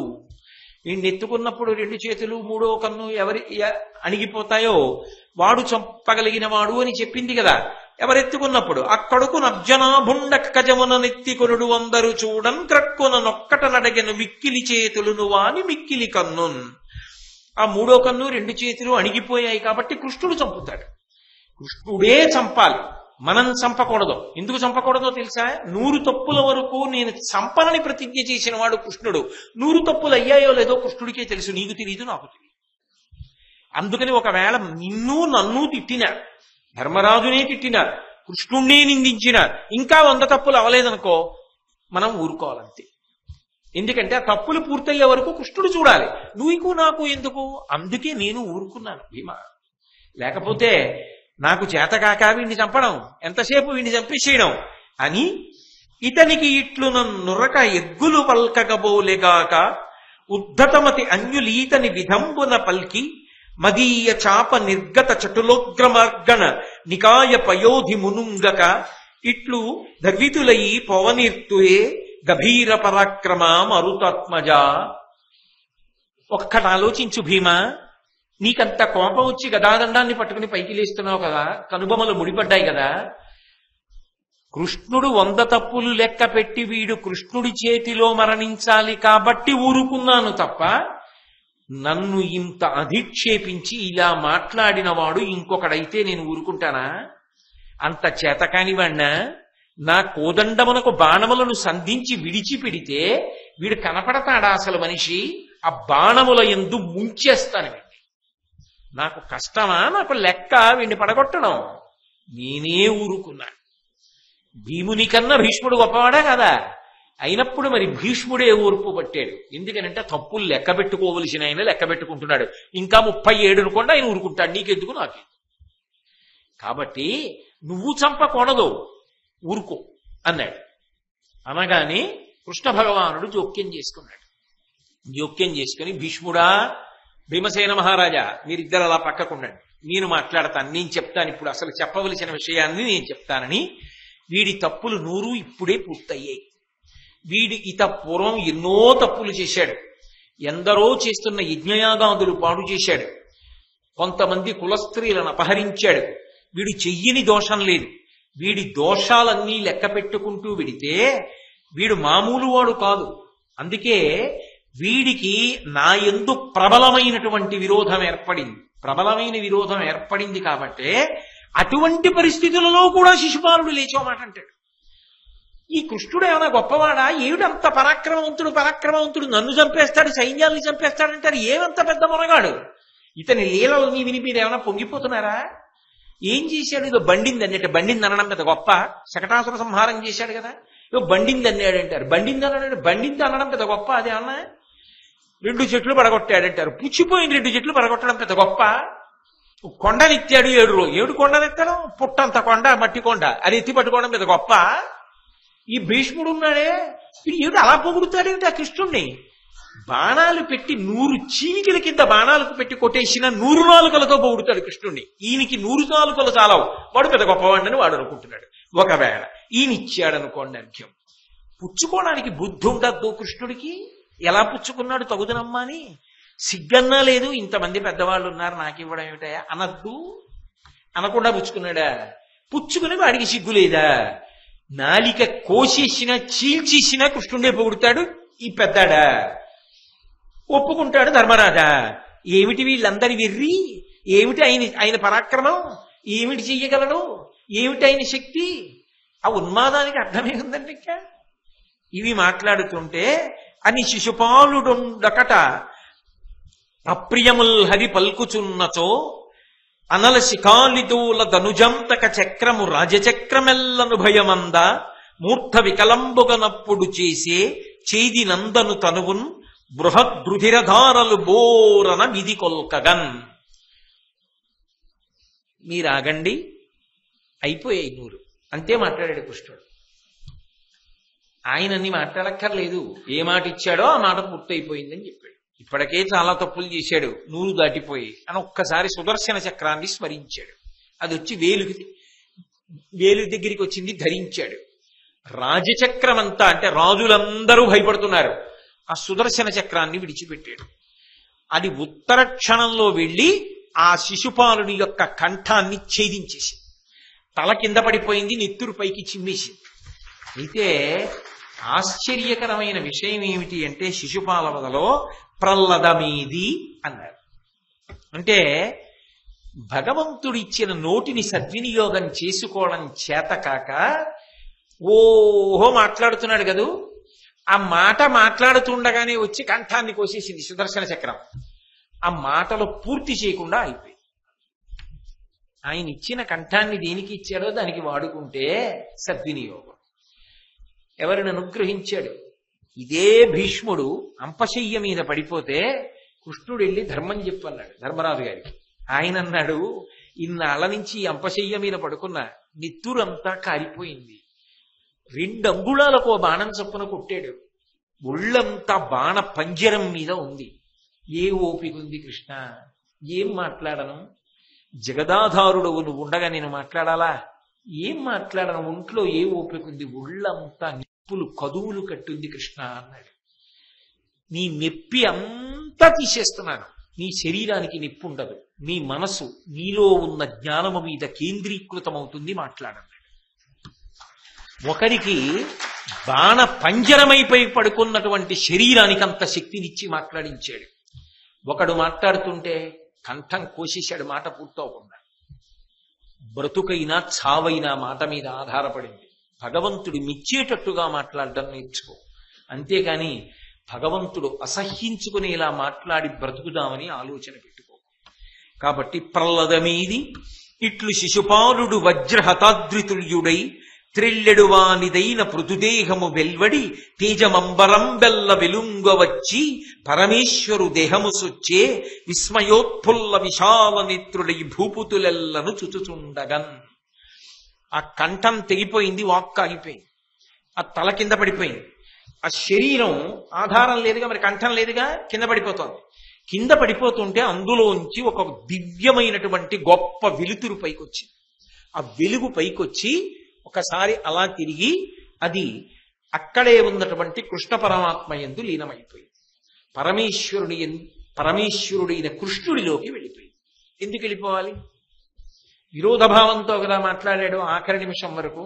అయినా మరి కృష్ణుడిలో ఎందుకు ఐక్యం అయ్యాడు అంటే, భాగవతంలో నారదుడు ధర్మరాజు గారితో మాట్లాడుతూ చెప్తాడు, కామోత్కంఠత గోపికల్ భయమునం కంసుండు వైరక్రియా సామాగ్రిం శిశుపాల ముఖ్య నృపతుల్ సంబంధులై వృష్ణులు ప్రేమన్ మీరలు భక్తి మేము ఇది చక్రింగంటి మెట్లైన ఉద్ధామధ్యాన గరిష్ఠులైన హరిచందన్వచ్చు హత్రీశ్వర అంటాడు. ఏ కారణం చేత పట్టుకోండి భగవంతుణ్ణి. కామోత్కంఠత గోపికల్, కామం చేత గోపికలు పట్టుకున్నారు.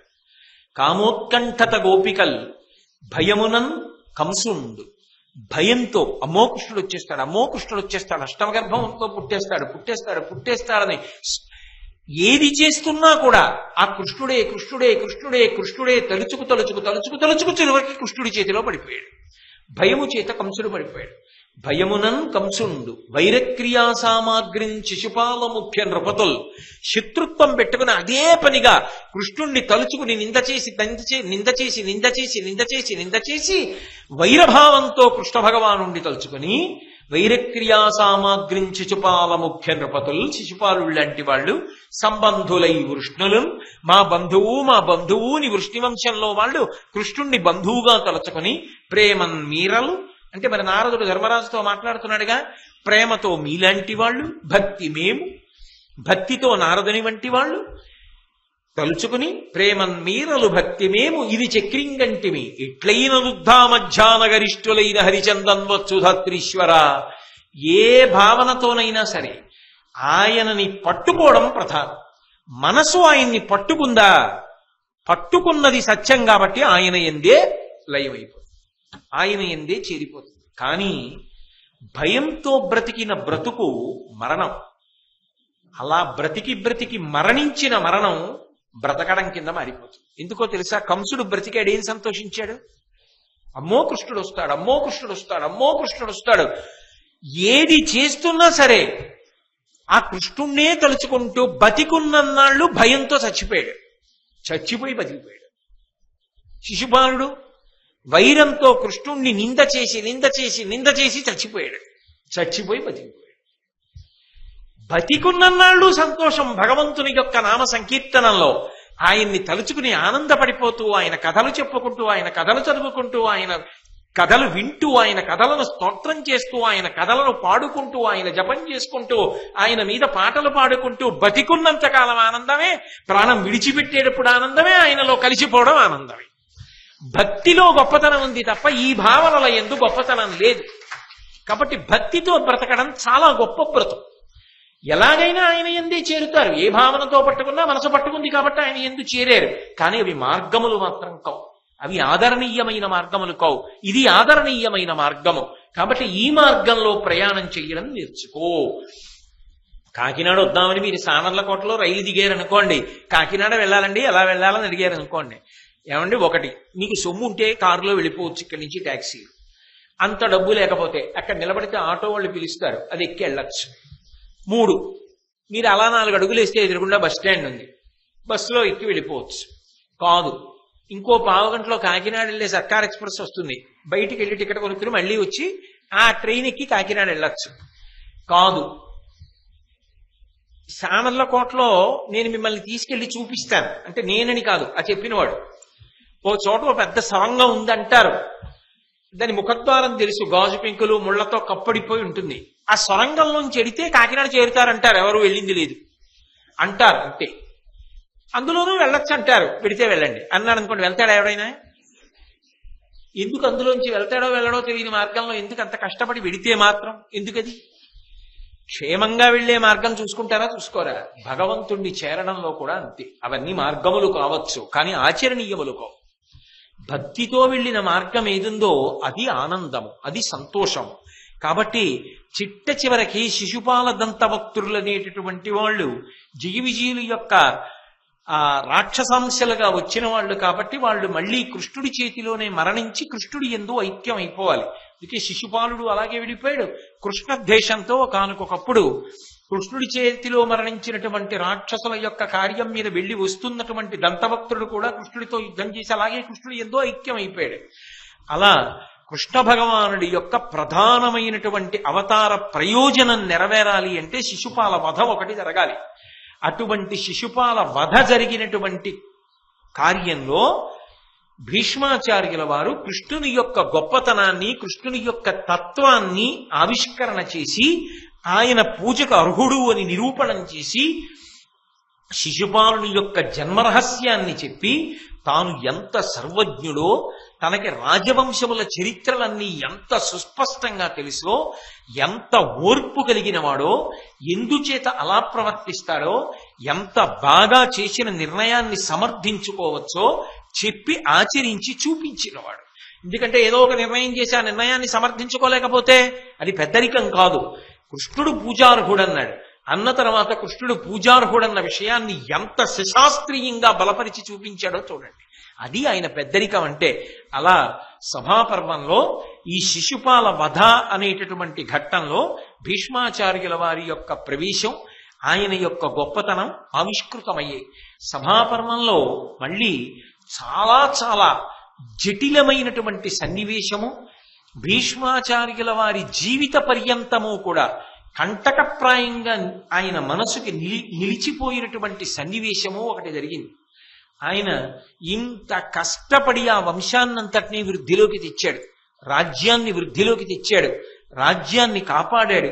ఇన్ని చేసినవాడు ఏది జరగకూడదనుకున్నాడో, ఏది తన కన్నుల ముందు జరగకూడదు, తాను చూడకూడదనుకున్నాడో అటువంటి దురదృష్టకరమైనటువంటి సందర్భం జరగడం ఒకెత్తైతే, ఇంత సర్వశాస్త్రపారంగతుడైనటువంటి భీష్ముడు కూడా ఒక ప్రశ్నకి సమాధానం చెప్పలేక సభలో కొంతవరకు మాత్రమే మాట్లాడి కొంతవరకు స్పష్టంగా మాట్లాడలేక నిర్ణయం చేయలేక ఆగిపోయినటువంటి పరమ జటిలమైన సందర్భం ఒకప్పుడు ఏర్పడింది.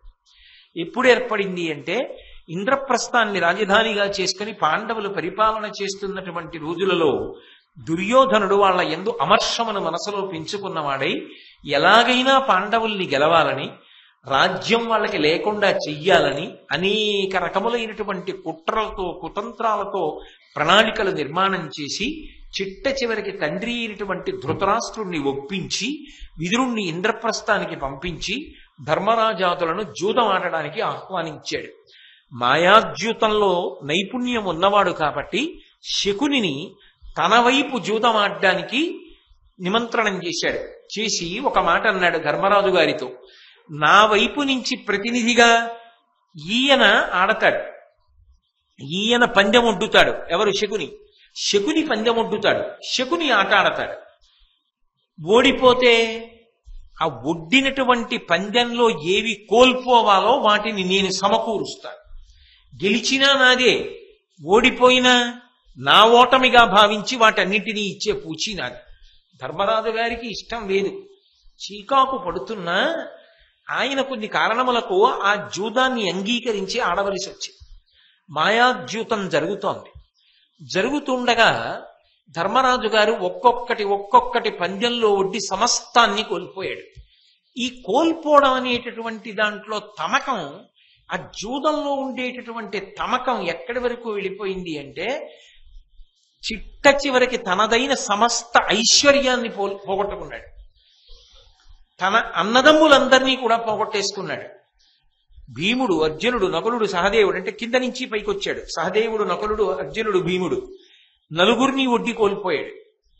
చిట్ట చివరికి పందెంలో తనని తాను ఒడ్డుకున్నాడు. ఒడ్డుకున్న తర్వాత శకుని అన్నాడు, పందెం నేనే గెలిచాను కాబట్టి నువ్వు కూడా మాకు దాసుడవయ్యావు అన్నాడు. ఇప్పుడు పాండవుల 5 కూడా ఓడిపోయారు. ఓడిపోయిన తర్వాత పైబట్టలు తీసి అక్కడ పెట్టేశారు. పైబట్టలు తీసి అక్కడ పెట్టిన తరువాత శకుని ఒక మాట అన్నాడు, ధర్మరాజా, నిన్ను నువ్వు ఒడ్డుకున్నావే, ఏ ఐశ్వర్యము ఇక నీ దగ్గర లేనట్టుగా ప్రవర్తించావే, నీ తమ్ముళ్ళని కోల్పోయావు, రాజ్యాన్ని కోల్పోయావు, సమస్త ఐశ్వర్యాన్ని కోల్పోయావు, కానీ ఇంకా నీ దగ్గర చాలా గొప్ప ధనం ఒకటి ఉన్నది. నీ భార్య ద్రౌపదీదేవి ఉందిగా, ఆమెని పందెంలో ఒడ్డచ్చుగా, ఆమెని ఒడ్డకుండా నిన్ను నువ్వెందుకు ఒడ్డుకున్నావు, ఆమెని ఒడ్డు పందెంలో అన్నాడు. ధర్మరాజు గారు మాట్లాడకుండా తన భార్య ద్రౌపదీదేవిని కూడా పందెంలో ఒడ్డి పందెం వేశాడు. శకుని వేస్తున్నాడు. అసలు ఆయన గెలిచింది ఎక్కడుంది? పందెం వేయడానికి శకునే మొదలెట్టాడు, శకునే గెలిచాడు అంతే. శకుని పందెం వేసి మళ్ళీ గెలిచానన్నాడు. అనేసరికి దాసి దాసి అని సభలో కౌరవుల వైపు నుంచి పెద్ద పెద్ద కేకలు మిన్నంటే భీష్మద్రోణాదులు తలలు ఉంచేసుకున్నారు సభలో. కన్నుల వెంట నీరుచ్చినంత పర్యంతమైంది. వెంటనే దుర్యోధనుడు ఎవరినైనా సరే ద్రౌపదీదేవి దగ్గరికి పంపడానికి భయపడి, ఇందుచేత పంపడానికి భయపడి అన్నమాట వాడవలసి వచ్చిందంటే ముందు విదురుణ్ణి పిలిచి వెళ్ళమన్నాడు. నేను ఇటువంటి పాపకృత్యం చెయ్యను, నేను వెళ్ళను, నేను ఆమెని సభకి తీసుకురానన్నాడు. ఇందుచేత ఆమె నా దాసి, మిగిలిన దాసీజనంతో కలిపి తీసుకెళ్లి నా గది తుడిపించమన్నాడు. నేను ఇటువంటి నీచపు పనులు చేసేవాణ్ణి కాదు, నేను ప్రధానమంత్రిని. నువ్వు చేసిన దుర్మార్గపు పని చెయ్యను, దీని వలన కురువంశమంతా కూలిపోతుంది. దుర్యోధన, పాపపు పని చేస్తున్నావు, మాయాద్యూతం, శకుని అడ్డుపెట్టి ఆడించావు, కులకాంత, రాజసూయాగం చేసి అవబృధ స్నానం చేసి కొప్పుముడి వేసుకున్న తల్లి, అటువంటి ఆవిడ్ని నిండు సభలోకి తీసుకురావడమే, ఆమెని తీసుకెళ్లి నీ అంతఃపురం తుడిపించనా అని ఎన్నో మంచి మాటలు చెప్పాడు. వినలేరు సరికదా. ఈ విదురుడు మనం చెప్పినట్టు ప్రవర్తించడు, పాండవ పక్షపాతి అని ప్రతికామి అనబడేటటువంటి దూతని పిలిచి నువ్వు వెళ్లి ద్రౌపదీదేవిని తీసుకురమ్మన్నాడు. ఆయన వెళ్ళాడు. ఆవిడ, ధర్మరాజు నిన్ను పందెంలో ఒడ్డి ఓడిపోయాడు కాబట్టి నిన్ను సభకి తీసుకురమ్మని దుర్యోధనుడు ఆజ్ఞాపించాడు. సభకి రమ్మని పిలిచాడు. ప్రాతికామి చెప్తే ఆమె వెంటనే ఒక ప్రశ్న వేసింది. ఆ జూదగాడిని నేను ఒక ప్రశ్న అడిగానని చెప్పి సమాధానం కనుక్కురా, అప్పుడు వస్తాను. ఏమిటి ఆ ప్రశ్న? తన్నోడి నన్నోడెనా, నన్నోడి తన్నోడెనా అడిగిరా. ఎవరిని? ఆ జూదగాడిని, భర్త ధర్మరాజుని అని ఆవిడ అల్లా. ఎందుకని? ఎంత జూదం ఆడితే మాత్రం భార్యని జూదంలో పందెం పెట్టేవాడు ఉంటాడా? ఇంత తమకమా? ఇంత పోగొట్టుకోవాలా? అంత జూదం ఆడాలా? ఎంత ధర్మరాజైతే మాత్రం ఆమెనే పందెంగా ఒడ్డి దాసిగా మార్చాడన్నప్పుడు ఆమె ఆభిజాత్యం, ఆవిడికి ఆ కోపం రాకుండా ఉంటుందా? రాకపోతే అర్థం ఉందా వ్యక్తిత్వానికి? అందుకే ఆ జూదగాడిని అడిగిరా, తన్నోడి నన్నోడేనా, నన్నోడి తన్నోడేనా అంతే. ఆయన సభలోకి వెళ్ళాడు. ఆమె ఈ ప్రశ్న ధర్మరాజుని అడిగి రమ్మంది అని ధర్మరాజు వంక చూసి ఈ ప్రశ్న అడిగాడు. ధర్మరాజు ఒకసారి విని తలదించుకున్నాడు, ఏమీ మాట్లాడలేదు. వెంటనే దుర్యోధనుడు అన్నాడు, ఆమె దాసి, దాసి అయినది ప్రశ్నలు వేయడమేమిటి అక్కడి నుంచి? దుశ్శాసన, మిగిలిన వాళ్ళకి భయం, నువ్వు వెళ్ళి ఈడ్చుకురా అన్నాడు. ఆమె భయపడి గబగబా వచ్చి ధృతరాష్ట్ర మహారాజు దగ్గర నిలబడి, ఆమె మహాతల్లి అండి. ద్రౌపదీదేవి అంటే సామాన్యమైనటువంటి తల్లి కాదు. ఆమె గుర్తించింది సభలో ఏర్పడినటువంటి ఉద్విగ్నత, సభలో తన పతుల యొక్క నిస్సహాయత, జరిగినటువంటి అకృత్యం, దుర్యోధనాదులు ఎంత క్రూరమైన ప్రణాళికలో ఉన్నారు అన్నది ఆమె తెలుసుకుంది. తెలుసుకుని వచ్చి ధృతరాష్ట్రుడి దగ్గర నిలబడింది. ఎందుకు నిలబడింది అంటే ఆమెది సమయోచిత ప్రజ్ఞ.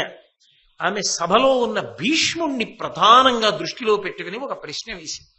నా భర్తను అడిగాను చెప్పలేదు, ఈ సభలో ఉన్న పెద్దలను అడుగుతున్నాను, నన్నోడి తన్నోడెనా, తన్నోడి నన్నోడెనా అని అడిగింది.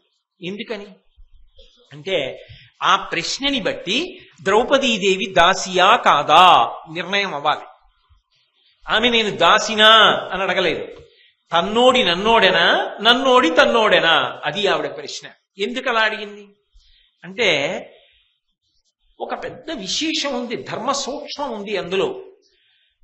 ధర్మరాజు గారు తనని ఓడిపోయాడు అనుకోండి, ఇక తనని తాను ఓడిపోయిన తరువాత పాండవులకు దాసుడు, ఇంకా ఆయనకి అంటూ ఏం లేదు, ఆయన కూడా పాండవులకు దాసుడు. ఇక ఆయన తనంత తానుగా పందెం ఒడ్డడానికి ఆయనకు అధికారం లేదు. అప్పుడు ఆయన భార్య ఏమైపోయింది?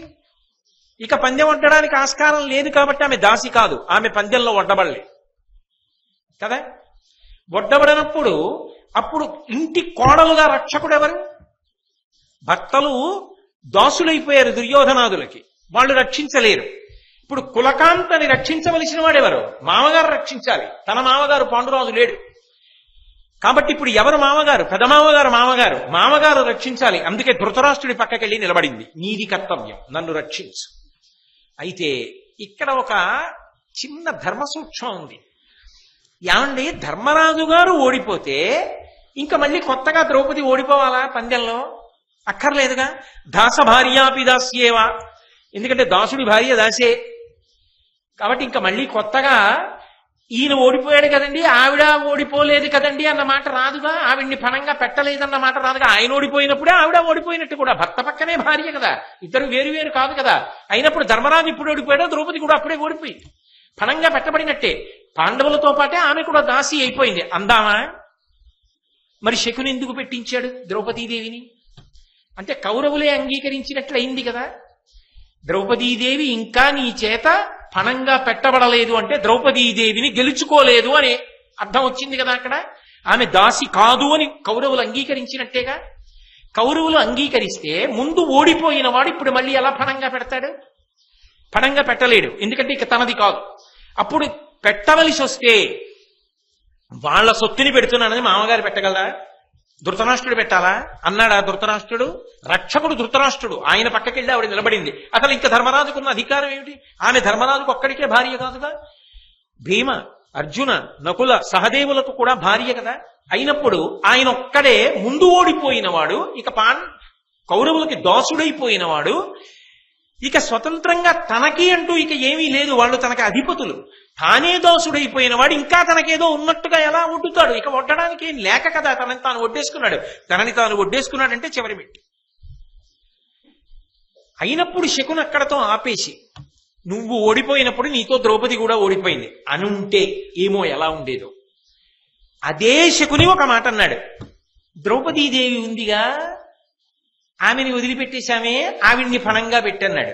అంటే మరి ధర్మరాజు ఎందుకు పందెం వేశాడు? పందెం వేయడానికి ఒప్పుకున్నాడు అంటే దాసుడైపోయాడు కాబట్టి ప్రభువుల ఆజ్ఞ మన్నించాడు. తిరస్కరించకూడదు కదా మరి దాసుడు అన్నాడు తప్ప ధర్మరాజు ధర్మం తప్పాడని. కానీ ద్రౌపదీదేవి ధార్మికంగా దాసి అయింది, గెలవబడిందని కానీ ఎలా చెప్పడం? ధర్మరాజు ముందు ఓడిపోతే ఇక ద్రౌపదీదేవి దాసి కాదు. అదే ముందు ద్రౌపదీదేవిని ఒడ్డుంటే ఆమె దాసి అయింది. అందుకే తన్నోడి నన్నోడేనా, నన్నోడి తన్నోడేనా కనుక్కురా అంది. తన్నోడి నన్నోడేడు అంటే ధర్మరాజు ముందు ఓడిపోయి ద్రౌపదీదేవిని పెట్టాడు. కుదరదు. అలా ఎలా కుదురుతుంది? కుదిరే అవకాశమే లేదు. పైగా అసలు పందెం పెట్టమన్నవాడు శకుని. మీరు బాగా పట్టుకుంటున్నారో లేదో, నేను ఒకటికి రెండు మాటలు అందుకుంటున్నాను. శకుని ఈ మాట అన్నాడు అంటే ధర్మరాజు ఆఖరణ నా దగ్గర ఇంకా ఏమీ లేదు అని తనను తాను ఒడ్డేసుకున్నప్పుడు పందెం వేసి గెలిచేసుకున్న తర్వాత ఇక ధర్మరాజు గారికి అని మిగిలిందేమీ లేదింతే. అప్పుడు ద్రౌపది ఎవరి రక్షణలోకి వెళ్ళిపోయినట్టు? ధర్మరాజు గారు తనని తాను ఓడిపోగానే ఆమె మామగారి రక్షణలోకి వెళ్ళిపోయినట్టు. ఇప్పుడు వాళ్ళు మళ్లీ స్వాతంత్ర్యం పొందే వరకు ఆమె మామగారి రక్షణలో ఉండాలి. ఇప్పుడు ఆమె అవమానములు పొందకుండా చూడవలసిన కర్తవ్యం ఎవరిది? ధృతరాష్ట్రుడు. ఆ ధృతరాష్ట్రుడు చూడకపోతే చెప్పవలసింది ఎవరు? సభలో పెద్దలు. కాబట్టి ధర్మరాజు మాట్లాడాల, సభలో పెద్దలను అడుగుతున్నారు చెప్పమని. అంటే భీష్ముడు మాట్లాడాలి, ద్రోణుడు మాట్లాడాలి, విదురుడు మాట్లాడాలి. చిత్రం ఏంటంటే వికర్ణుడు మాట్లాడాడు. వికర్ణుడు దుర్యోధనాదుల్లో వాడు లేచి అన్నాడు తప్పు, జూదము తమకహేతు. అటువంటి ధర్మజ్యూతమైతే వేరు, ఇది అధర్మజ్యూతం. శకునితో ఆడించారు. ఆమె కులకాంత, ఆమెని పందెంలో ఉండడం ఏమిటి, ఆవిడ్ని గెలుచుకోవడం ఏమిటి? ముందు ధర్మరాజు ఓడిపోయాడు కాబట్టి శకుని ఆజ్ఞ చేత పందెంలో పెట్టారు కాబట్టి అది చెల్లదు. ఆయన ఆస్తిని శకుని ఎవరు పందెం ఒడ్డించడానికి? ఎలా ఒడ్డిస్తారు? ఆమె ధృతరాష్ట్రుడి దగ్గరికి వచ్చేసినట్టు, అంటే ధృతరాష్ట్రుడి రక్షణలోకి వచ్చేసినట్టు. మామగారి రక్షణలో ఉన్న కోడలు ఇప్పుడు ఆమెను ఎలా ఒడ్డుతారు? కాబట్టి ఆమె అడిగిన ప్రశ్న సహేతుకం. ఆమె ధర్మ విజిత కాదు, ఆమెను గెలిచినట్టు కాదు, ఆమె దాసి కాదు అన్నాడు. కర్ణుడు వెంటనే లేచి అన్నాడు, నోరు మొయ్యి, పెద్దలుండగా మాట్లాడటానికి నీకెందుకు రా అన్నాడు. విదురుడు లేచి అన్నాడు, తప్పు, ఆమె అడిగిన ప్రశ్నే సమంజసం, ఆమె ధర్మ విజిత కాదు అని విదురుడు నోరు కొట్టుకుని మాట్లాడాడు. మీకు మహాభారతంలో విదురుడు అన్న సందర్భంలో చెప్పాను నేను. ఇన్ని చెప్తే దుర్యోధనుడు ఏమన్నాడు? ఇక్కడ ఉండి అన్నీ తిని ఈ ఇంటి వాసాలు లెక్క పెడతావు, ఎప్పుడు పాండవుల యొక్క ఆనుకూల్యాన్ని ప్రదర్శిస్తూ ఉంటావు, నువ్వు ఇక్కడి నుంచి పో అన్నాడు. రాజైన ధృతరాష్ట్రుడు న్యాయం చెప్పలేదు, దుర్యోధనుడు పెచ్చిమీరిపోతున్నాడు, మాట్లాడిన విదురుడు అవమానింపబడ్డాడు, మాట్లాడిన వికర్ణుడు అవమానింపబడ్డాడు. మాట్లాడితే మాత్రం భీష్ముడికి గౌరవం ఏముంటుంది? అది మొదటి విషయం. భీష్ముడు వెంటనే మాట్లాడకపోవడానికి కారణం ఏమిటంటే, అమ్మా ద్రౌపది, మా పెద్దరికం ఇప్పుడు గుర్తొచ్చింది. తన్నోడి నన్నోడెనా, నన్నోడి తన్నోడెనా అన్న ప్రశ్న జూదగాడిని అడగమని పంపించావు, భీష్ముడిని అడగమని పంపావా? ధృతరాష్ట్రుడిని అడగమని పంపావా? ప్రాతికామిని జూదగాడిని అడగమన్నావు. కాబట్టి ఇప్పుడు పెద్దరికం ఆయిందే, నీ భర్తది, ఆయన్ని చెప్పమను. నీవెందుకమ్మా చేతులు కాలేక ఆకులు? ఇప్పుడు మా పెద్దరికాలు. ఆయన పెద్దరికాన్ని ఆయన నిలబెట్టుకున్నాడు. అందుకని వెంటనే ఆయన జోక్యం చేసుకోపోవడంలో కూడా ఒక గాంభీర్యం ఉంది. అయినా పంతానికి పోయి ఊరుకుంటాడా మరి ఇవన్నీ జరుగుతుంటే? అంటే మాట్లాడితే మాత్రం ఆ సభలో గౌరవం ఉందా? అంత గొప్పవాడు తనతో బుట్టువేగా, తన తండ్రితో బుట్టువేగా దుర్యోధనుడికి, ధృతరాష్ట్రుడికి తనతో బుట్టువేగా విదురుడు. అంత ధర్మశాస్త్రం తెలుసున్నవాడని తెలుసుగా తన కొడుకు అలా మాట్లాడుతుంటే ఊరుకున్నాడే ధృతరాష్ట్రుడు. భీష్ముడు మాట్లాడితే మాత్రం దుర్యోధనుడు ఎదురు తిరిగితే ధృతరాష్ట్రుడు వెనకేసుకొస్తాడా? సభలో ఇంత బ్రతికి తాను మాట పడ్డా అయినా ఆయన ఏం ఊరుకోలేదు. భీష్ముడు సారవంతమైన మాటలు కొన్ని చెప్పాడు. ఆయన అన్నాడు, అమ్మా నువ్వు ప్రశ్న వేశావు, కానీ తల్లి నీ ప్రశ్నకి సమాధానం మేము కాదమ్మా, యుధిష్ఠరుడు చెప్పాలి అన్నాడు. ధర్మరాజు చెప్పాలి అని ఆయన అనలేదు, యుధిష్ఠరుడు చెప్పాలి అన్నాడు. ఎందుకని? పరమధర్మాత్ముడు, ఎంత కష్టంలో ధర్మాన్ని విడిచిపెట్టని వాడెవరుంటాడో వాడు యుధిష్ఠరుడు అని పిలిపించుకుంటాడు. ఇంత కష్టంలో ఉండి కూడా ధర్మాన్ని తప్పడం. నిన్ను పందెంలో ఎందుకు ఒడ్డుతాడమ్మా? ధర్మపత్నిని ఒడ్డుతాడా పందెంలో?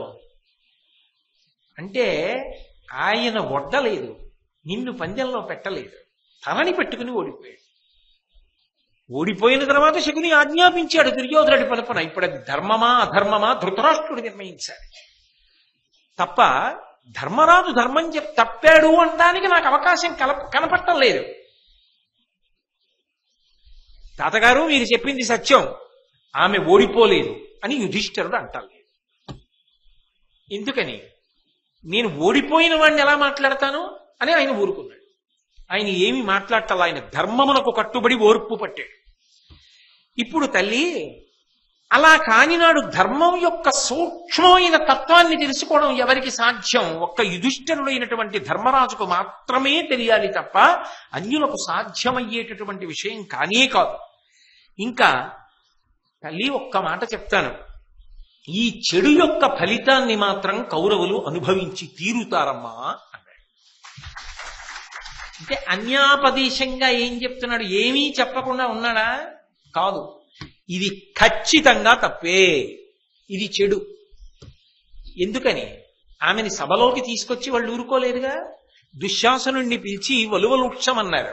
ఆమె కృష్ణ భరగమానుణ్ణి స్మరించింది కాబట్టి ఏకవస్త్రని అని తలకొట్టుకుంది. సభలోకి రాకూడదు అంది. అయినా వినకుండా ఈడ్చుకొచ్చి వలువలుక్షబోతే ఆ కృష్ణ భగవానుడి అనుగ్రహం వల్ల కదూ తరగని వస్త్రములనిచ్చి ఆమె యొక్క మాన సంరక్షణం చేశాడు మహానుభావుడు. ఎన్ని అనకూడని మాటలు అన్నారు ఆవిడ ఆ రోజున. అయినా ఓర్పు పట్టిందే. పాండవులు ఓర్పు పట్టారే, భీముడు ప్రతిజ్ఞలు చేశాడే. ఇక్కడ భీష్ముడు ఒక్కసారి జాగ్రత్తగా ఆలోచించండి అమ్మా, ధర్మ సూక్ష్మాన్ని గుర్తెరగడం కష్టం సుమా అని ఊరుకున్నాడు. ఎందుకనో తెలుసా? నిజమేనమ్మా, నువ్వు ధర్మ విజితవు కావు, నిన్ను ధార్మికంగా గెలవలేదు. తన్నోడి నన్నోడెనా, నన్నోడి తన్నోడెనా అన్నావు. తన్నోడి నిన్నోడాడు. తను ముందు ఓడిపోయాడు కాబట్టి ఇప్పుడు తనకి నిన్ను పణంగా పెట్టే అధికారం లేనే లేదు. నువ్వు స్వేచ్ఛగా ఉన్నదాన్ని. నువ్విప్పుడు ధృతరాష్ట్రుని దగ్గర ఉన్న కోడలివి, ధర్మరాజుకి అధికారం లేదు, నువ్వు దాసివి కావు అని భీష్ముడు అనేశాడనుకోండి. అది సత్యం కదా. భీష్ముడు అనేశాడనుకోండి. ఈ మాట అనగానే ద్రౌపదీదేవి దాసి దాసి అన్న ఉద్దేశ్యంతో వాళ్ళు అన్నన్ని మాటలు అనడం, ఆవిడ వస్త్రాపహరణం చేసే ప్రయత్నం చెయ్యడం, దుర్యోధనుడు తొడకొట్టి వచ్చి నా తొడ మీద కూర్చోమనడం, ఒక్క భర్త ఉన్నవాడికైతే భార్య కాని ఇంతమంది భర్తలకి భార్య అయిన దానివి నువ్వు ఎంతమందికైనా భార్య కావచ్చులే అని కర్ణుడు అనడం, అసలు నీకు ఒంటి మీద బట్ట ఉంటే ఎంత లేకపోతే ఎంత అనడం, ఇవన్నీ కూడా ఎంత దుష్టమైనటువంటి మాటలు. భీష్ముడు తీర్పు చెప్పాడు అనుకోండి, అమ్మా నువ్వు ధర్మ విజితవు కావు, నిన్ను గెలిచానడం తప్పు, కౌరవులు నిన్ను గెలవలేదు, నువ్వు దాసివి కాదు, నువ్వు ధృతరాష్ట్రుని యొక్క కోడలుగా స్వతంత్రురాలివే, ఇప్పుడు ధృతరాష్ట్ర సంరక్షణలో ఉన్నదానివి అని భీష్ముడు అన్నాడు అనుకోండి. అనగానే ఆమె ఏం చేస్తుంది? తన భర్తలని అవమానించారు, తనని అవమానించారు, జుత్తు పట్టి ఈడ్చారు, బట్టలు విప్పే ప్రయత్నం చేశారు, అనరాని మాటలు అన్నారు, దుర్యోధనుడు తొడ మీద కొట్టి సంజ్ఞ చేసి కూర్చోమన్నాడు, కర్ణుడు నీచంగా మాట్లాడాడు. ఆమె కోపం భగ్గుమంటుంది. మహాపతివ్రత. ఆమె కోపించిందనుకోండి, ఉత్తర క్షణంలో కౌరవులు బూది కుప్పలై పడిపోతారు. పడిపోయారనుకోండి, తన కళ్ళ ముందే తాను చూస్తూ ఉండగానే ఏ వంశాన్ని కష్టపడి పెంచి పెద్ద చేశాడో ఆ వంశంలో 100 బూది కుప్పలై పడిపోయారు. అలా అని ఊరుకున్నాడు అనుకోండి, మరి ద్రౌపదీదేవికి జరిగినటువంటి అవమానం, మరి అప్పుడు భీష్ముడు ఊరుకోవడం తప్పు కాదా? అంటే ఆవిడకి అవమానం జరిగితే పర్వాలేదు, కానీ కౌరవులు పరిణించకుండా ఉంటే తన మనవలు బతికేస్తే చాలా, అందుకు కాదు ఆయన ఊరుకున్నది. ఇప్పుడు ద్రౌపదీదేవి వాళ్ళని చంపేసింది అనుకోండి, అసలు కృష్ణావతార ప్రయోజనం ఏమైపోవాలి? ఈ దుర్యోధనుడు బ్రతికుంటే మిగిలిన అధర్మాత్ములందరూ కూడా చేరుతారు. ఈ పాపం ఇవాళ కాకపోతే రేపొద్దున్న అందరినీ కలిపి కట్టి కుడిపి కాల్చేస్తుంది కురుక్షేత్ర భూమిలో. బ్రతకరు వీళ్ళెవ్వరు. ఇప్పుడు కాదు, ఎప్పుడూ భీష్ముడు అదే చెప్పాడు, మీరు బ్రతకర్రా, మీరు పోతారు. ఎందుకనంటే మీరు కులకాంత మహాధర్మాత్మురాలు ద్రౌపదిని సభలోకి ఇచ్చి తెచ్చారు. ఆ పాపం చాలు, మీరు బ్రతకరు, మీరు మరణిస్తారు, మీరు జయం సాధించలేరని చెప్పాడు. కాబట్టి ఈ పాపం ఒక్క దుర్యోధనుణ్ణి కాదు, తరువాతి కాలంలో అధర్మాత్ములందరినీ కురుక్షేత్రంలో నిలబెట్టి కాల్చేస్తుంది. కాకపోతే కొంత ఆలస్యం. కాబట్టమ్మా ఈ యుగంలో ఇది జరగడం వెనక ఉన్నటువంటి ప్రధాన కారణం అధర్మం అంతా నశించిపోవాలి. ఇంత అవమానం జరిగింది, ఇంత తప్పు జరిగిందని తెలిసిన తర్వాత కూడా దుర్యోధనుడి వెంట చేరే వాళ్ళు ఉంటారు. వాడి వెనక ఉన్నవాళ్ళు, వాడిని చేరిన వాళ్ళు మడిసిపోతారు తర్వాత కురుక్షేత్రంలో. అలా పడిపోవాలి అంటే అమ్మా నీ పతుల ఓర్పు ఉన్నదే, ఆ ఓర్పు నువ్వు కూడా కొంత పట్టవలసి ఉంటుందమ్మా. లోక ప్రయోజనం కోసం నీ భర్తలు తల్లి ఓర్పు పట్టలా? పైగా నేను ఇప్పుడు ఈ మాట అన్నాననుకో, వాళ్ళు కాలిపోయారనుకో, మరణించారనుకో, అయినా ప్రస్తుతానికి మాత్రం వాళ్ళు దాసులేగా, వాళ్ళకి చేతిల్లో ఆయుధాలు లేవుగా, యుద్ధమే వచ్చి మీద పడితే ఎలా చేస్తారు అప్పుడు పాండవులు మాత్రం? అర్జునుడు గాంధీవం పట్టుకోవడానికి లేదుగా, పైవరాలు కూడా తీసి పక్కన పెట్టేశారుగా.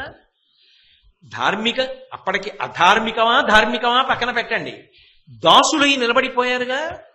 ఇప్పుడు యుద్ధం వస్తే నీ భర్తలు మాత్రం ఆయుధాలు ఎలా పట్టుకుంటారమ్మా? అందుకు కదా వాళ్ళు ఓర్పు పట్టి ఊరుకున్నారు. అప్పుడు నేను నిన్ను ఎలా రెచ్చగొట్టి సభలో ఈ కలకలాన్ని సృష్టించను? అందుకనమ్మా ధర్మ సూక్ష్మం చెప్పలేకపోతున్నాను. యుధిష్ఠరుడు చెప్పాలి. దీర్ఘకాలిక ప్రయోజనాన్ని దృష్టిలో పెట్టుకుని ధర్మరాజు కూడా మౌనం వహించాడు. అటువంటప్పుడు అమ్మా నన్ను ఏమని చెప్పమంటావు? ఎందుకన్ని మాటలు అడుగుతావు? నేను ఏమని చెప్పనమ్మా?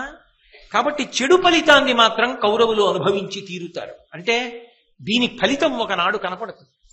కనపడినప్పుడు వీళ్ళెవరూ మిగలరు, వీళ్ళందరూ పడిపోతారు. తల్లి నా మాట విశ్వసించు, నా మాట నమ్ము. అందుకే ఆమె ధృతరాష్ట్రుడి దగ్గర నిలబడింది, గాంధారి దగ్గర నిలబడింది. ఎందుకని? అప్పుడు ఆమె అత్తమామల రక్షణలో ఉంది. అత్తమామల రక్షణలో ఉంది కాబట్టి రక్షించవలసినటువంటి కర్తవ్యం ధృతరాష్ట్రుడిది. ఆ కర్తవ్యంలో ధృతరాష్ట్రుడి విఫలమయ్యాడు. ఇంత జరుగుతున్నా ఊరుకున్నాడు. ఊరుకోగానే అపశకునాలు ఎక్కడ కనబడ్డాయి? ధృతరాష్ట్రుడి అగ్నిగృహంలోనే కనబడ్డాయి. దుర్యోధనుడి అగ్నిగృహంలో కాదు. ఎవడి యందు ధర్మము తప్పిపోయిందో ఆమె వెళ్లి ధృతరాష్ట్రుడి పక్కన నిలబడింది మామగారని. మామగారు చెయ్యవలసిన కర్తవ్యం చెయ్యలేదు. చెయ్యకపోగానే ధృతరాష్ట్రుడి ఇంట్లో నక్కలు కూశాయి. అగ్నిహోత్రంలో వేడి చల్లారిపోయింది. అంతఃపుర కాంతలందరి మనస్సులు అకారణంగా దిగులు పొందాయి. అంటే ఇప్పుడు ధృతరాష్ట్రుడికి కీడు. ధృతరాష్ట్రుడికి కీడంటే ఆయన కీడేమిటి? ఆయన కళ్ళ ముందు ఆయన పిల్లలందరూ పోవడమే, వాణ్ణి నమ్ముకున్న వాళ్ళందరూ పడిపోవడమే. అందుకే కురుక్షేత్ర సంగ్రామ భూమి యందు ఏమవుతుంది?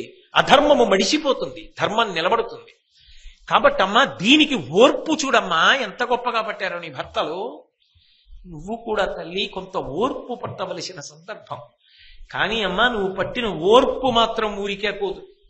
ఈ చెడుకు కౌరవులు మాత్రం ఫలితాన్ని అనుభవిస్తారు. అందుకే దుర్నిమిత్తములు ధృతరాష్ట్రుడి యొక్క అగ్నిగృహంలో కనపడగానే సంతోషించిన వాళ్ళు భీష్మ, ద్రోణ, విదురాదులు.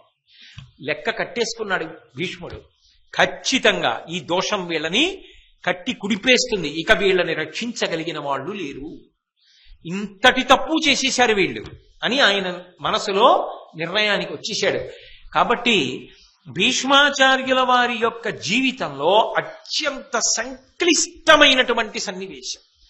ఇంత ధర్మం తెలిసిన్నవాడు అయ్యుండి, ఇంత సర్వశాస్త్రపారంగతుడయ్యుండి, ఓర్పు పట్టిన పాండవుల వంక చూసి విశాల ప్రయోజనాన్ని ఆలోచించి అధర్మమంతా కలిపి మడిసిపోతుందనేటటువంటి విశ్వాసంతో ధర్మ సూక్ష్మాన్ని అడ్డుపెట్టి యుధిష్ఠిరుడు మాట్లాడలేడని స్పష్టంగా చెప్పలేదు. కానీ అసలు భీష్ముడు ఏమీ మాట్లాడలేదనడానికి మాత్రం సాక్ష్యం కాదు.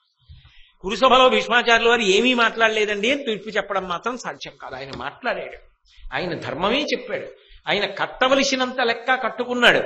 కానీ విదురుడు మాత్రం ఒక మాట చెప్పేశాడు. సభలోకి వచ్చి పెద్దలైన వాళ్ళు, ధర్మం తెలిసిన వాళ్ళు సభలో ఉన్నత స్థానములలో కూర్చుని ఉండగా ఏది ధర్మము అని ఇబ్బంది పడుతున్న వాళ్ళు అడిగితే ధర్మం తెలిసి చెప్పని వాళ్ళు ఎవరుంటారో వాళ్ళు కూడా భగవంతుడి చేతిలో పడిపోవలసిందే. అదే పడగొట్టింది భీష్ముడిని, అదే పడగొట్టింది ద్రోణుణ్ణి కూడా. ఎంత పెద్దలైనా స్పష్టంగా చెప్పలేదుగా, అది ఎంత విశాల ప్రయోజనాన్ని ఆశించినదైనా కావచ్చు. అప్పటికప్పుడు చెప్తే ద్రౌపదీదేవి కోపాగ్నికి, శాపవాక్కుకి మిగిలిన వాళ్ళు పడిపోతారని కావచ్చు. ఈ కారణమే ఒకనాటి రాత్రి కృష్ణ భగవానుడు పాండవుల్ని తీసుకుని భీష్ముడి దగ్గరికి వెళ్ళి ఎలా పడిపోతామని అడిగించి శిఖండిని అడ్డుపెట్టి బాణాలు కొడుతుంటే పిడుగులు పడుతున్నాయి నా మీద అన్నాడు. అన్ని బాణపు దెబ్బలు తిని నేల మీద పడిపోవలసి వచ్చింది. పరమేశ్వరుడి దృష్టిలో దోషము దోషమే. అంటే నేను భీష్ముడు దోషం చేశాడని నిర్ధారణ చెయ్యట్లేదు, కానీ ఎంతటి మహాత్ముడైనా మర్త్యలోకం వెళ్ళిపోవాలి కాబట్టి ఒక మార్గం ఏర్పడాలి. అందుకే శిఖండి పుట్టింది, ఈ సన్నివేశం జరిగింది. ఈ రెండు బలవత్తరమైనటువంటి కారణములయ్యాయి. కానీ భీష్ముడు అసలు ఏమీ మాట్లాడలేదండి, అనడానికి మాత్రం ఆధారం లేదు. ఆయన ఖచ్చితంగా ధర్మాన్ని మాట్లాడాడు. సభలో 2 మాటలు ఆమె ప్రశ్న వేసినప్పుడు జవాబు చెప్పిన వారిలో ద్రోణుడు ఉన్నాడు అన్నది మాత్రం నిస్సందేహమైనటువంటి విషయం. కానీ భీష్ముడి జీవిత చరిత్రలో మాత్రం ఆయన ఆఖరి శ్వాస వరకు గుండెల్లో ముల్లుగా మిగిలిపోయినటువంటి సందర్భం మాత్రం ఇది. ఆయన కన్నుల ముందు ఒక కులకాంతకు, ఒక మహాపతివ్రతకు జరిగినటువంటి అవమానం. కానీ విదురుడు మాత్రం చెప్పవలసిన మాట చెప్పి తీరాడు సభలో. అందుకే కుంతీదేవి ఒక మాట అంది, ఎవరు బ్రతికినా ఎవరు మాట్లాడినా విదురుడిలా ధైర్యంగా మాట్లాడటం మాత్రం నేర్చుకోవాలి సభలలో.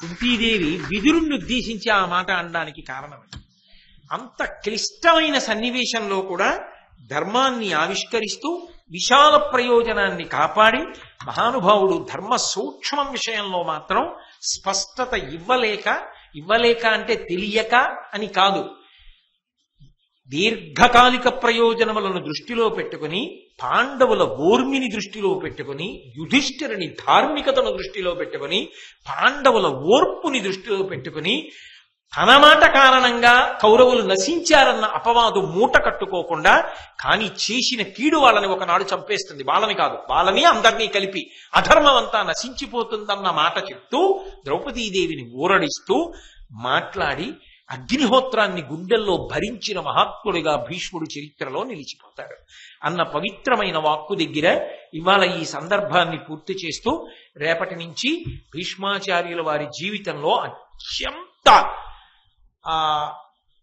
క్లేశంతో కూడుకున్నవి చాలా చాలా గొప్ప గొప్ప నిర్ణయాలన్నీ చెయ్యవలసి వస్తుంది. మహానుభావుడు ఎంత ధార్మికతతో నిలబడతాడో అటువంటి సన్నివేశాల్ని రేపు సాయంకాలం 7 గంటలకు కలిసి